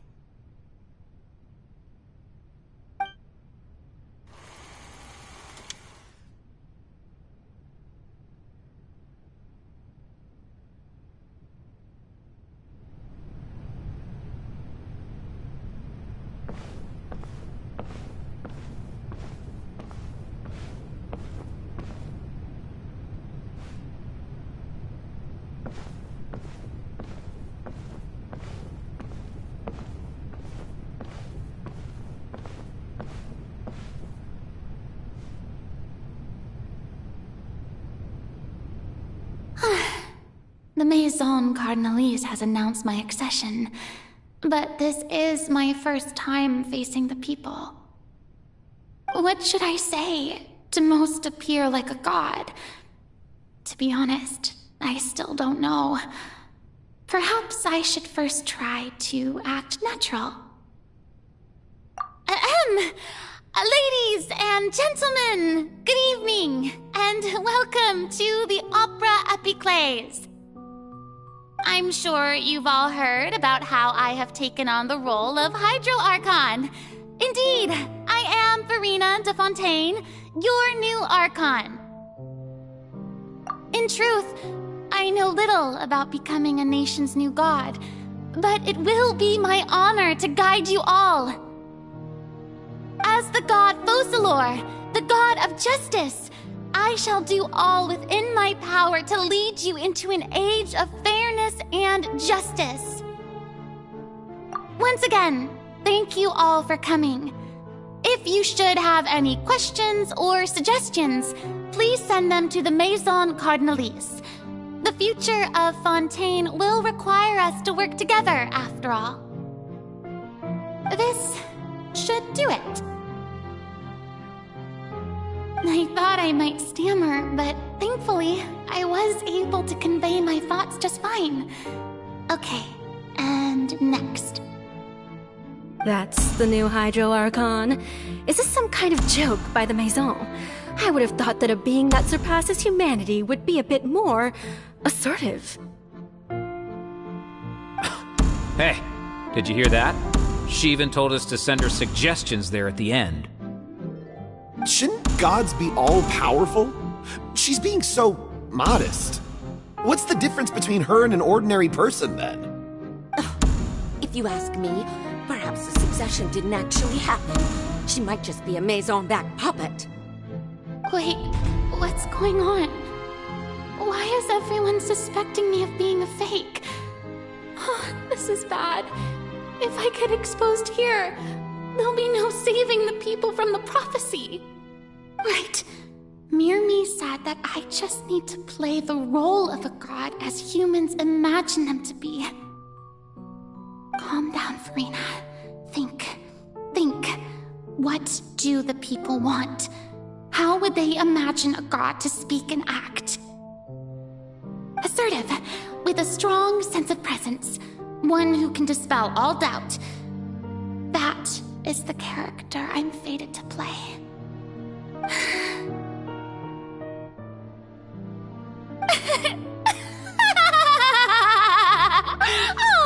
Oh, very good, my people. Only ones such as you are deserving of my rule. Now, I was wondering, if some weak puppet were to one day come onto the stage and claim ownership of this opera house, would the children of Fontaine follow them?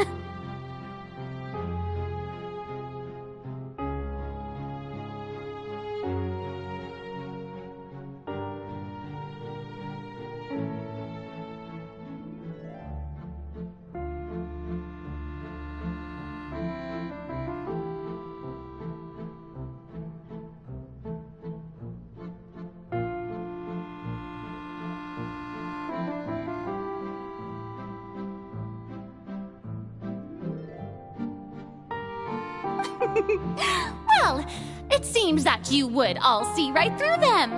Having passed my test, you are qualified to witness wondrous trials alongside my august self, here in this opera house. You may consider my previous act a door gift of sorts. I thought it was a debut that suited the atmosphere. Now then, let us be reintroduced. Ah, so that was just a performance. How could I have forgotten that we were inside an opera house? Her personality? It's quite shocking, to be honest, but I suppose it's a better look than before. Such a fascinating and bold deity. How wonderful! Our future may yet be bright after all. It seems I've turned them around. Best follow this flow and restart my accession speech.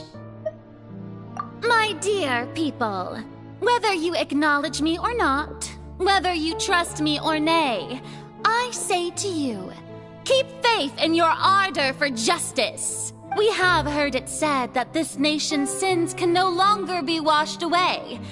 Well, I say that justice is most fragrant when it blooms amid sin.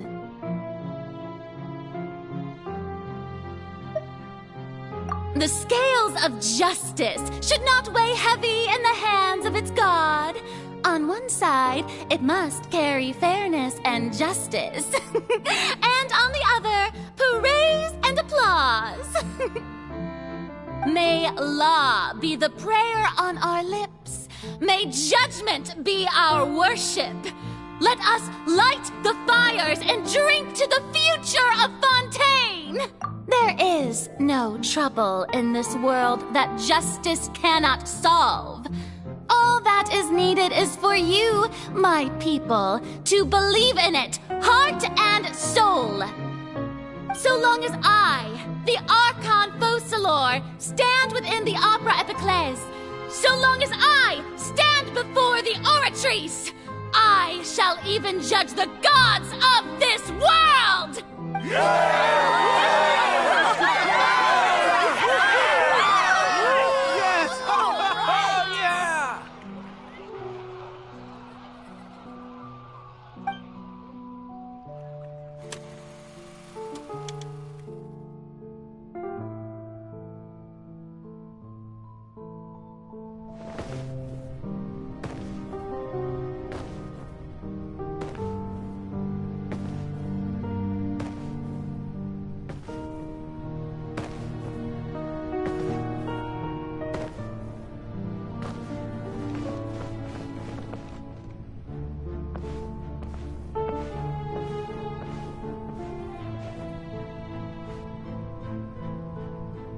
Lady Farina, here are today's case reports, as well as a summary of the follow-up for your perusal. Come now. Was I not just at the Opera House in person? Leave these kinds of things to Neuvillette. Besides, none of these trials were the one that I'm looking forward to the most. If I may be so impertinent, what kind of trial are you truly looking forward to? A magnificent, dramatic, and wondrous trial. A trial to end all things. How could you hope to understand? That's true. I fear I lack the ability to grasp your divine thought, Lady Archon. No need for fright, and do not take what I said before too seriously. Go now, do your duties. The trial I await. It will come one day.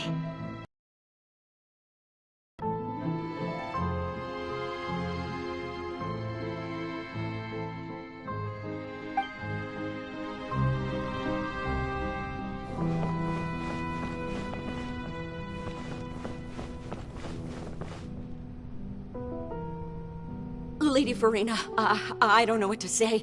Thank you for agreeing to see me. No need to thank me. Or rather, thank your own sense of perseverance instead. Long have you stood in line to meet me, have you not? Oh, I'm afraid that's just an inevitable consequence of my divine charm. All right, Deoteria, is it? How is your son's illness? You remembered me, and you knew of my family, too. He is doing much better now. In fact, he is far more of an ardent believer than I. He was the one who forced me to seek an audience with you, and to bring your words back to him. Oh, good. Very good. If this should happen again in the future, please do not hesitate to come and tell me. Going down to citizens' homes every so often, while not usual practice, should serve as a fine change of pace.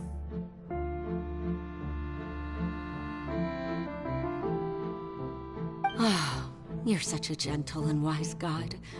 Thank you once again, on behalf of my son.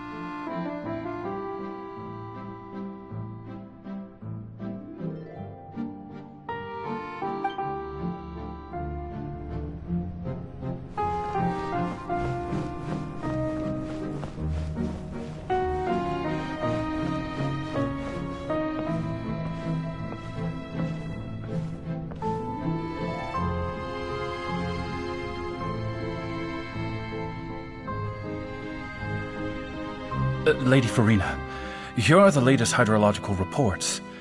As for the specific parameters you asked to take note of, I'm afraid things still don't look good. I see. It's as I thought, then. As your god, I did already expect this, but I wanted to see how far your human wisdom would allow you to analyze it. All manner of signs indicate that the prophecy will still come to pass. Forget it. That's not something you need to worry about right now. Well, as I understand it, the Fontaine Research Institute is also trying to find a way to counter the rising water levels. Really? Have they found anything? I'm afraid that they haven't found any effective solution thus far. that so? Well, no wonder. This issue has reached the realm of the gods, after all. Still, their spirit is praiseworthy.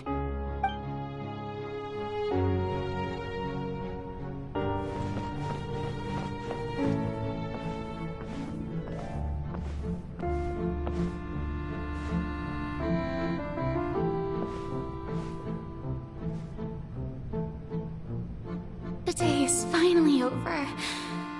I haven't had a moment to breathe this whole time. But it's good to see that everything's getting on track.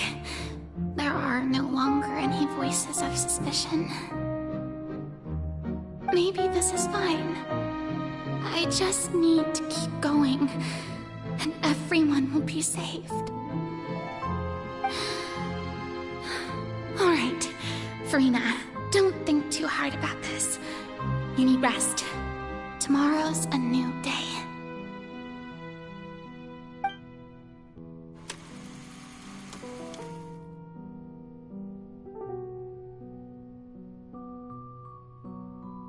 Lady Farina, here are the new trial reports for the latest cases, as well as a summary of the follow-up.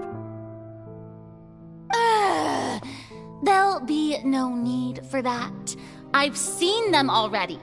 There's no need to go back over scenes I've witnessed in person before. Lady Farina, I've waited so long for this chance to see you in this manner. Indeed, my dear, loyal citizen. This joyous moment is an honor for us both.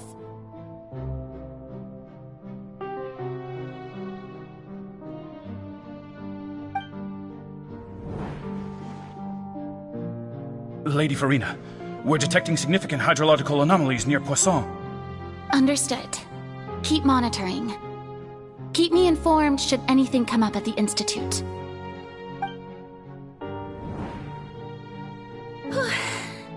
I don't think I let anything slip today. I must show the people that there is nothing to worry about.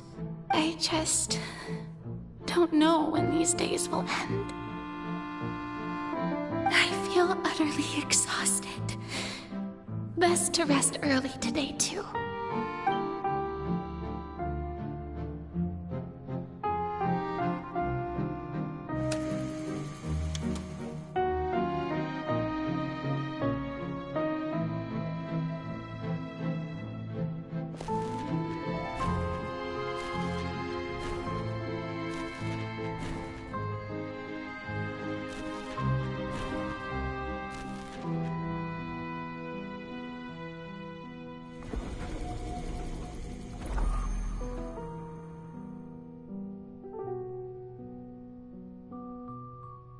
Lady Farina, it's like a dream being able to speak with you up close like this.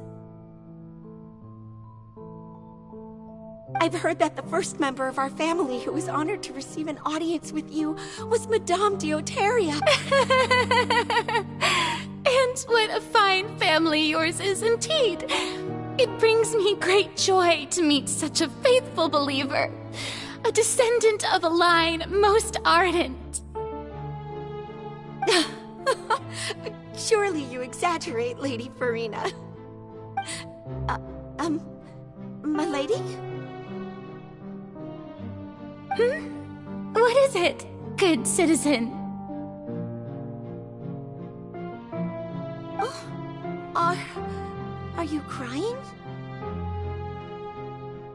Oh, really now? I didn't even notice.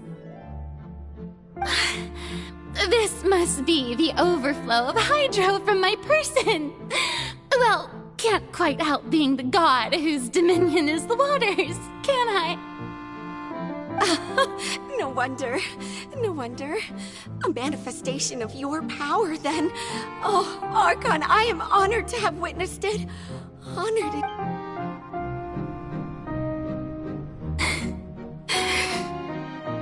So interminable.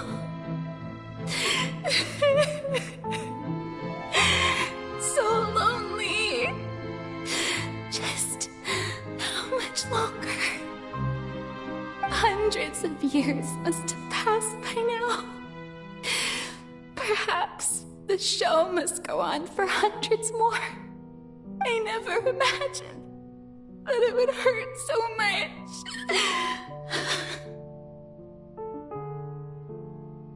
Have I reached my limit?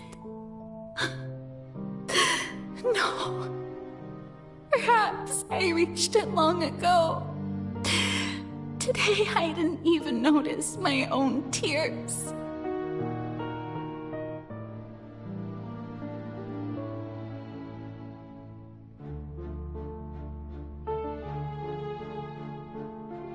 I want to tell someone, anyone, about this. But would that not destroy all I've done so far?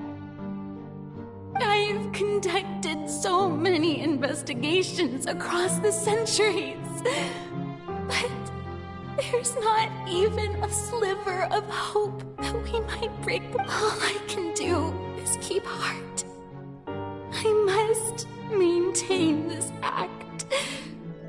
It is the only way to save Fontaine. Please, mirror me. You have to succeed.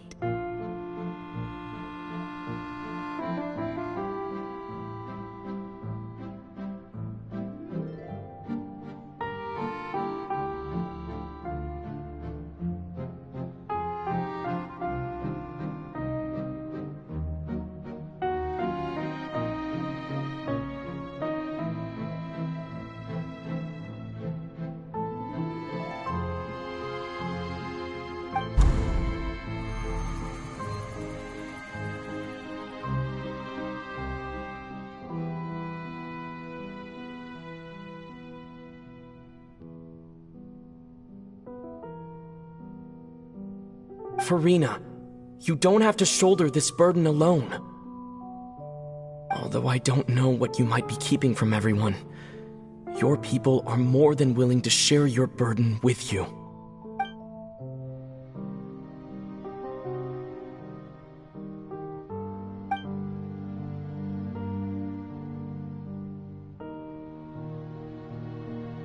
Share my burden. That's impossible.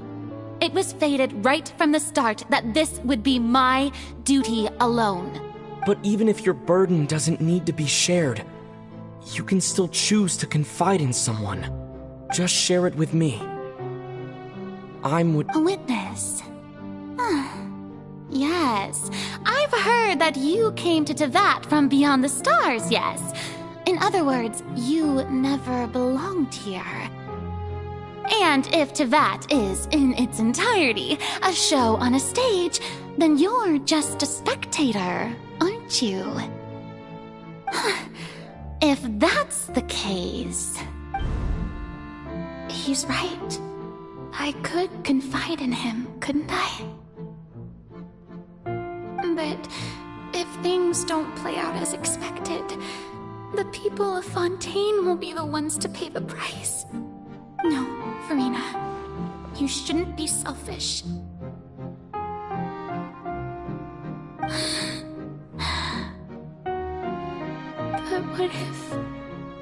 But what if it's really alright? Farina, you've worked so hard for so long.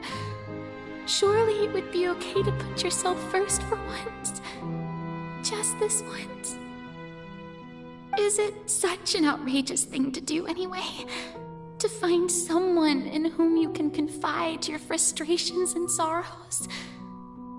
Sure, if you let this opportunity slip through your fingers, it might never come by again.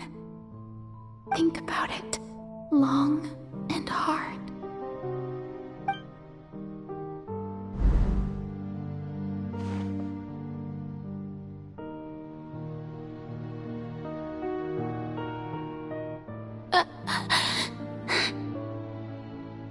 No, I have nothing to say. I am Farina, the Archon of Fontaine. Everything will surely get better. All you need to do, dear spectator, is to witness my performance until the curtains fall.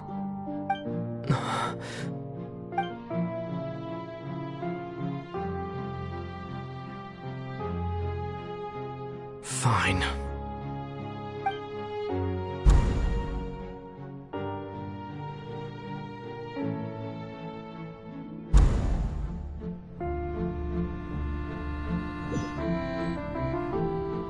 So even Farina doesn't know the truth?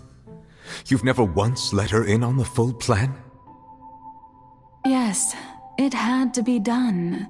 To deceive the heavenly principles, you must first deceive yourself. She did very well.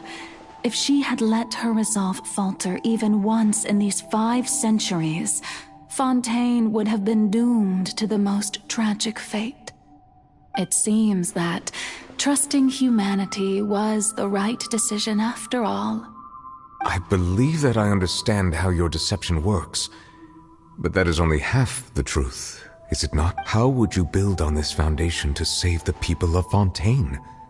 That is the most important thing. Ah, good. Of course, the Iudex of Fontaine has pinpointed the crux of the issue. I'm sure you've long sensed that the Oratrice is no simple machine, yes? I've always suspected that it had its own consciousness, and Lenny did mention that he heard a human voice within the core chamber. It now seems that that person was you, hidden within the machine all along. Am I right? And then I became one with the Oratrice, taking Fontaine's gnosis with me. Yes, it would seem so, wouldn't it? Alas, your understanding of this device still lacks sufficient depth. In truth, it is no enactor of justice. It is, in fact, a device created to kill the god of justice. I beg your pardon? Oh, you have it. And to be more precise, not only will the Oratrice take down the god of justice. I mean, did you think I would be the sort to enjoy peaceful repose while Farina suffered?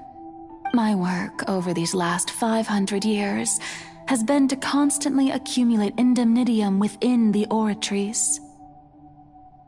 But really, some have already discovered that only a small fraction of the energy generated by the device was ever used to provide power to Fontaine. The vast majority had to be, accumulated to— It was all a part of your plan then? Both the trial and the sentence? Indeed. This power, accrued over 5 centuries, could have sustained Fontainians for millennia had it only been used for that purpose. Almost all of it has now been stored within the Oratrice. But only power of this magnitude could hope to destroy the Hydro Archon's divine throne, shaking the rules established by Celestia and breaking through the institution that is the Seven.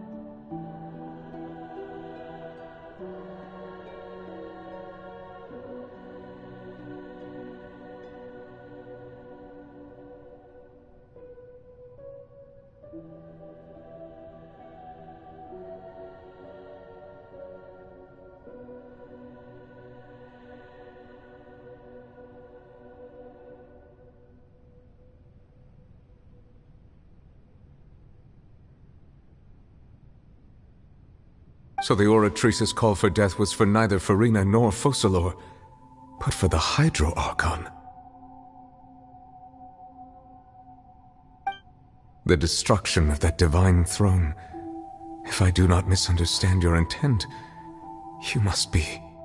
Returning what's rightfully yours to you, of course.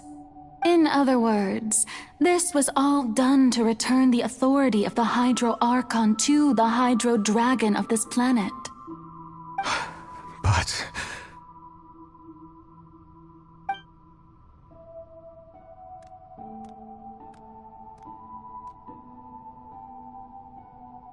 Oh, what? Getting sad again, are we?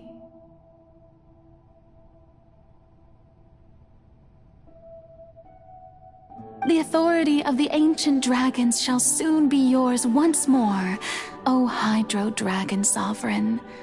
And this is the face you make. All you've done throughout the years is just so you can sacrifice yourself at the very end. I've never quite seen it that way, you know. Even now, I'm quite pleased at how well my deception worked.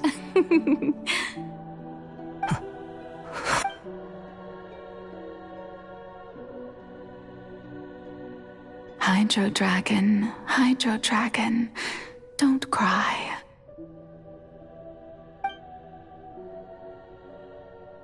I must say, had it been within my rights, I would have loved to judge the heavenly principles themselves. Were they not guilty of essentially the same crime? Egeria stole the power of the primordial sea, and the heavenly principles stole the power you ancient dragons possessed. I, for my part, am the god of justice. And is it not just that your original powers should be returned to you? Speaking of justice, I have always believed that justice lies in the process of pursuing human existence itself. So, if the theft of the primordial sea's might was Fontaine's original sin, then, leaving matters of procedural right and wrong aside, the descent of the Fontanians as humans and their right to exist in this world would be Fontaine's original justice. In other words, existence was... Justice is the continuation of that existence, defying the prophecy and ensuring that Fontaine's people shall live on. That should be the justice enthroned over all others. At this point, we, whether it be myself or all other Fontanians, have shouldered the burden of this sin for far too long. Iudex Nervillet, the highest judge in our land, when you regain your full power as an elemental sovereign, what? So when I was invited to the court of Fontaine to serve as Iudex, I see now that that was your idea too. At last, I now understand the true purpose behind this position. In the beginning, I was uninterested in human existence. But these 5 centuries of living alongside them have gradually brought about mutual understanding between us. And you are a devious one, Focalor.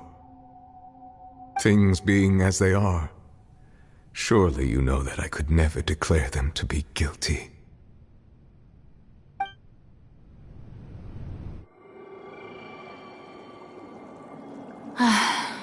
The hour of my execution is almost here. For the sinner, the curtain call has come. I know I may not sound it, but faced with death, I find myself a little afraid. Perhaps this is one thing both gods and humans have in common.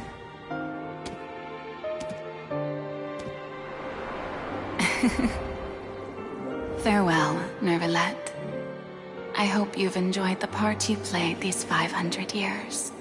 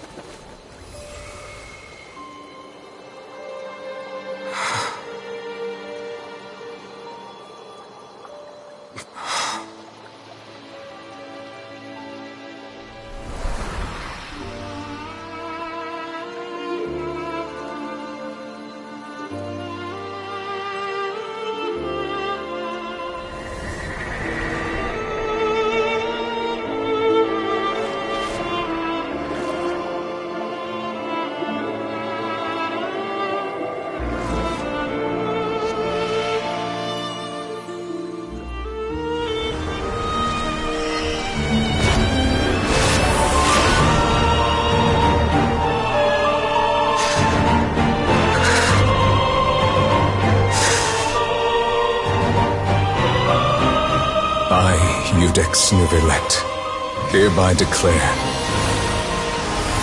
people of Fontaine, your sins are forgiven.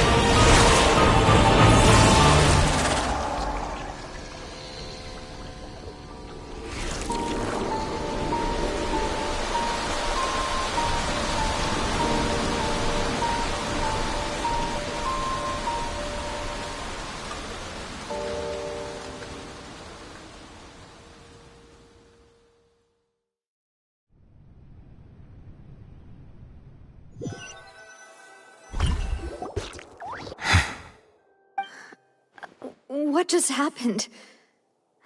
Has the death sentence been carried out? Was that bright light some sort of misdirection? I have a feeling that something huge just happened. But since we're all still alive and haven't been dissolved, I assume whatever happened was good for us. It's time to end this.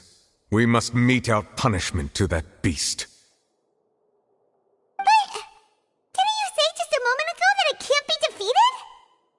I have gained the strength sufficient to deal with it. Through certain means, I now have the ability to separate the power of the Primordial Sea from that creature. We should seize the opportunity to pursue our quarry.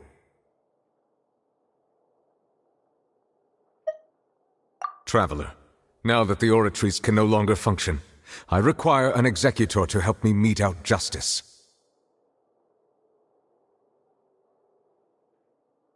The root of the calamities befalling Fontaine, the beast that enacts the prophecy. Its name is the all-devouring Narwhal. Come with me, traveler. The hour of execution has come.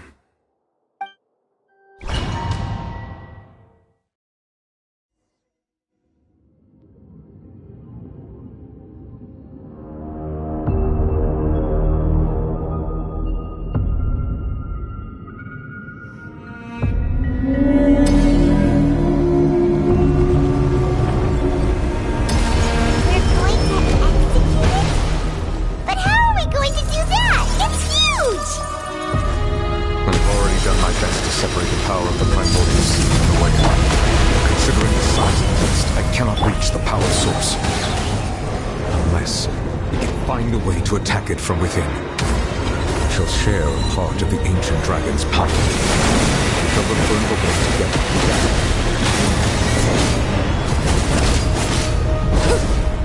I can feel its sorrow turning into hostility.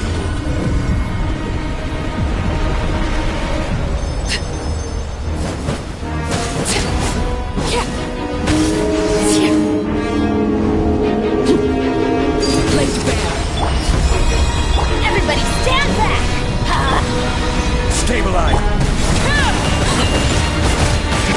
The all-devouring Narwhal cannot resist its instinct to devour.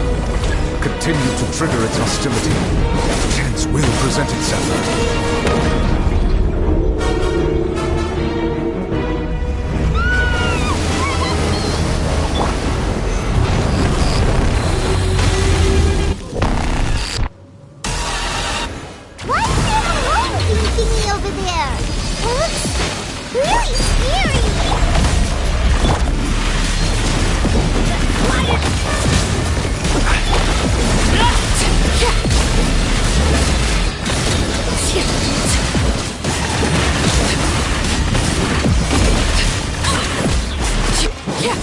Granted you my protection. Do not fear. Seize the moment and use my power to suppress its root from within.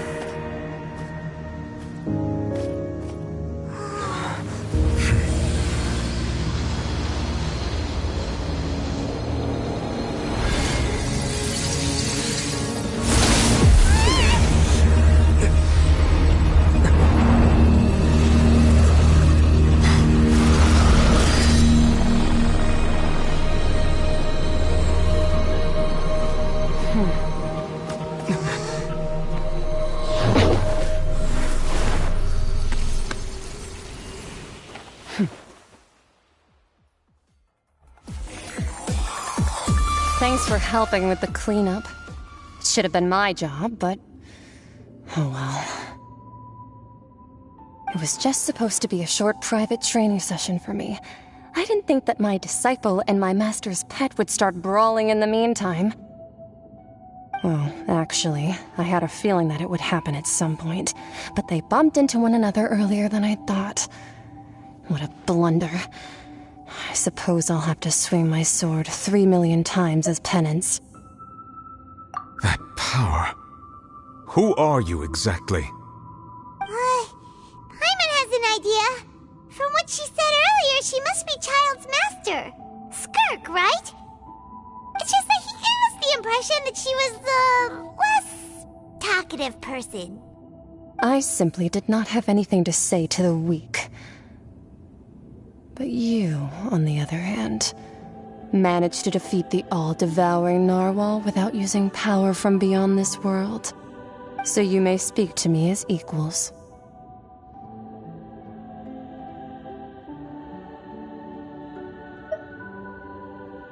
I have to agree. It's a strange use of a planet's primordial waters just to raise an all-devouring narwhal. That kind of power is wasted on it. It's not cooperative. It eats too much. And I have more important things to do with my time than pet sitting. The only thing that creature has going for it is its looks. All in all, it fails as a pet.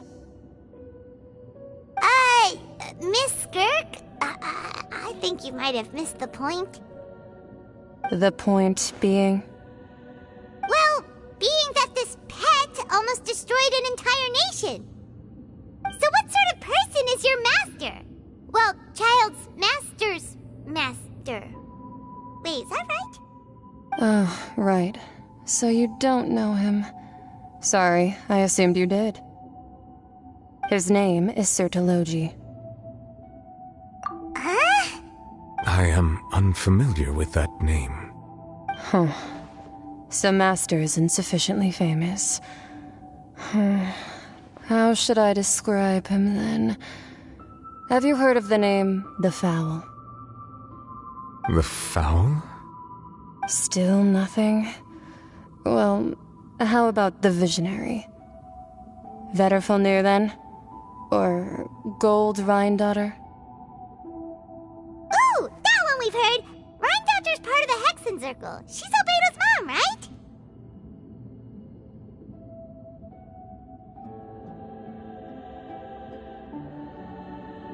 Oh, so you do know that name. To be honest, I also heard all of those names and titles from my master.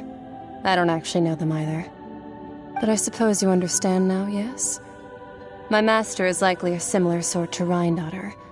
They are both pursuing some form of perfection. Wait!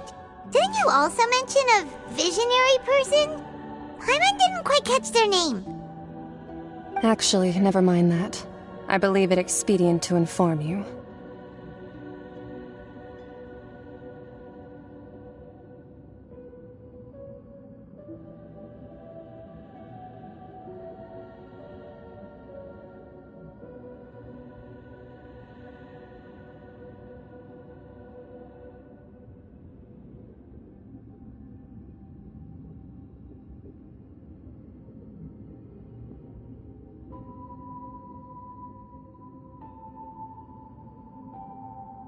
That the all-devouring narwhal used up nearly all its strength fighting you.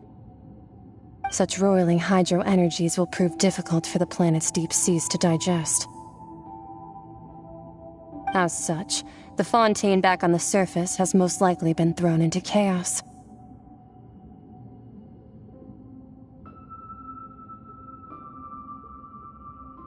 In other words, the prophecy that you've been fretting over should now be in full swing. What?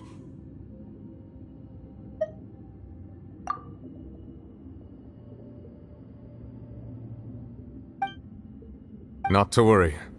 Focalor has already managed to deceive the heavenly principles.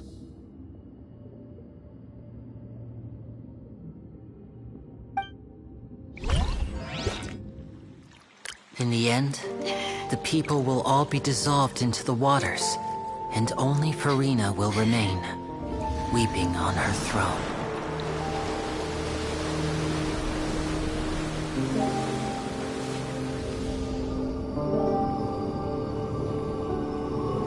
Only then will the sins of the people of Fontaine be washed away.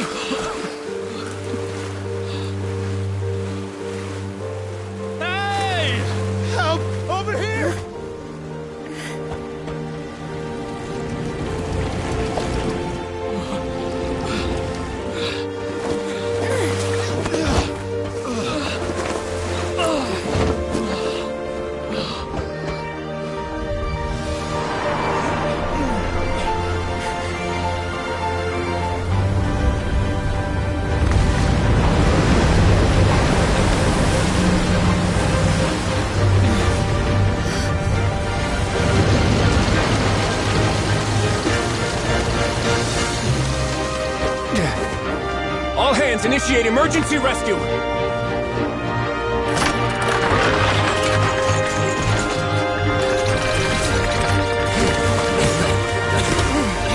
Hurry!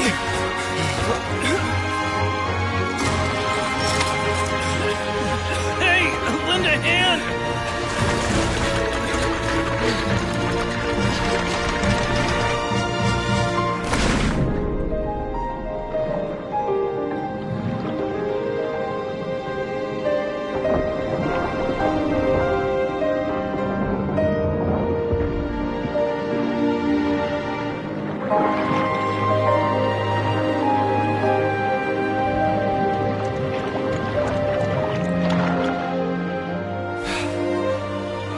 Look!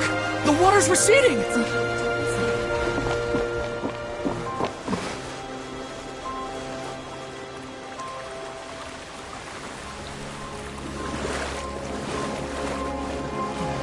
It's a miracle! Water's receding. We didn't dissolve. The prophecy was wrong. The prophecy was wrong.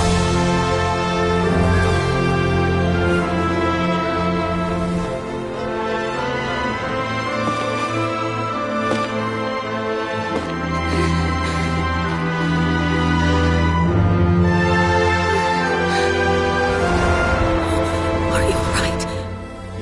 Yeah. We're saved. The prophecy was wrong.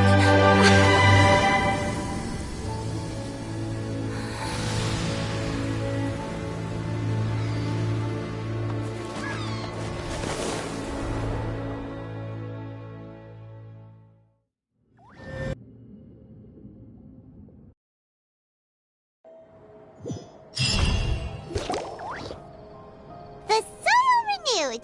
The Suite de Rasula attacks post-disaster rebuilding. I recently visited Poisson to meet with Miss Navia, spokesperson of the Suite de Rasula. And old soil can still give birth to new bloom, Miss Navia stated. Hope is like seeing a small cookie when you're starving late at night. You just need a little of it. Skyship Winglet, Booner Brain of the Fontaine Research Institute. The various disputes that have arisen on account of Mr. Edwin have suddenly become a shield over the Institute, with Jurier turning out to be a once overlooked hidden gem. People always call the first researcher mad, but few know what to call the second. And should that latter person achieve a miracle, they would find it all the harder to find a word with which to classify him and his team. Wow! Paimon barely recognizes the people in the reports. Are those really Jurier and Navia? They sound like real big shots.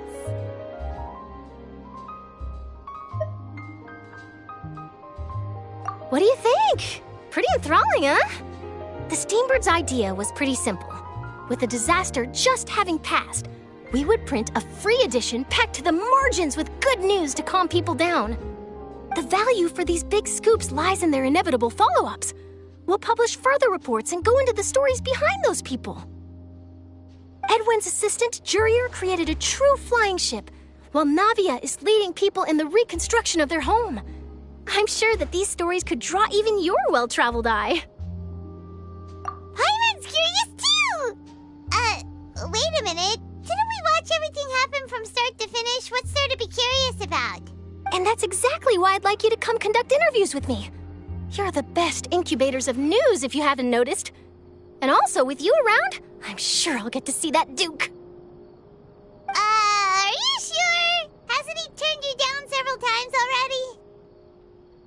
Oh, this time will be different. Come on! Let's head to Poisson first, and then make a trip to the fortress. There are some things you'll only know when you get there.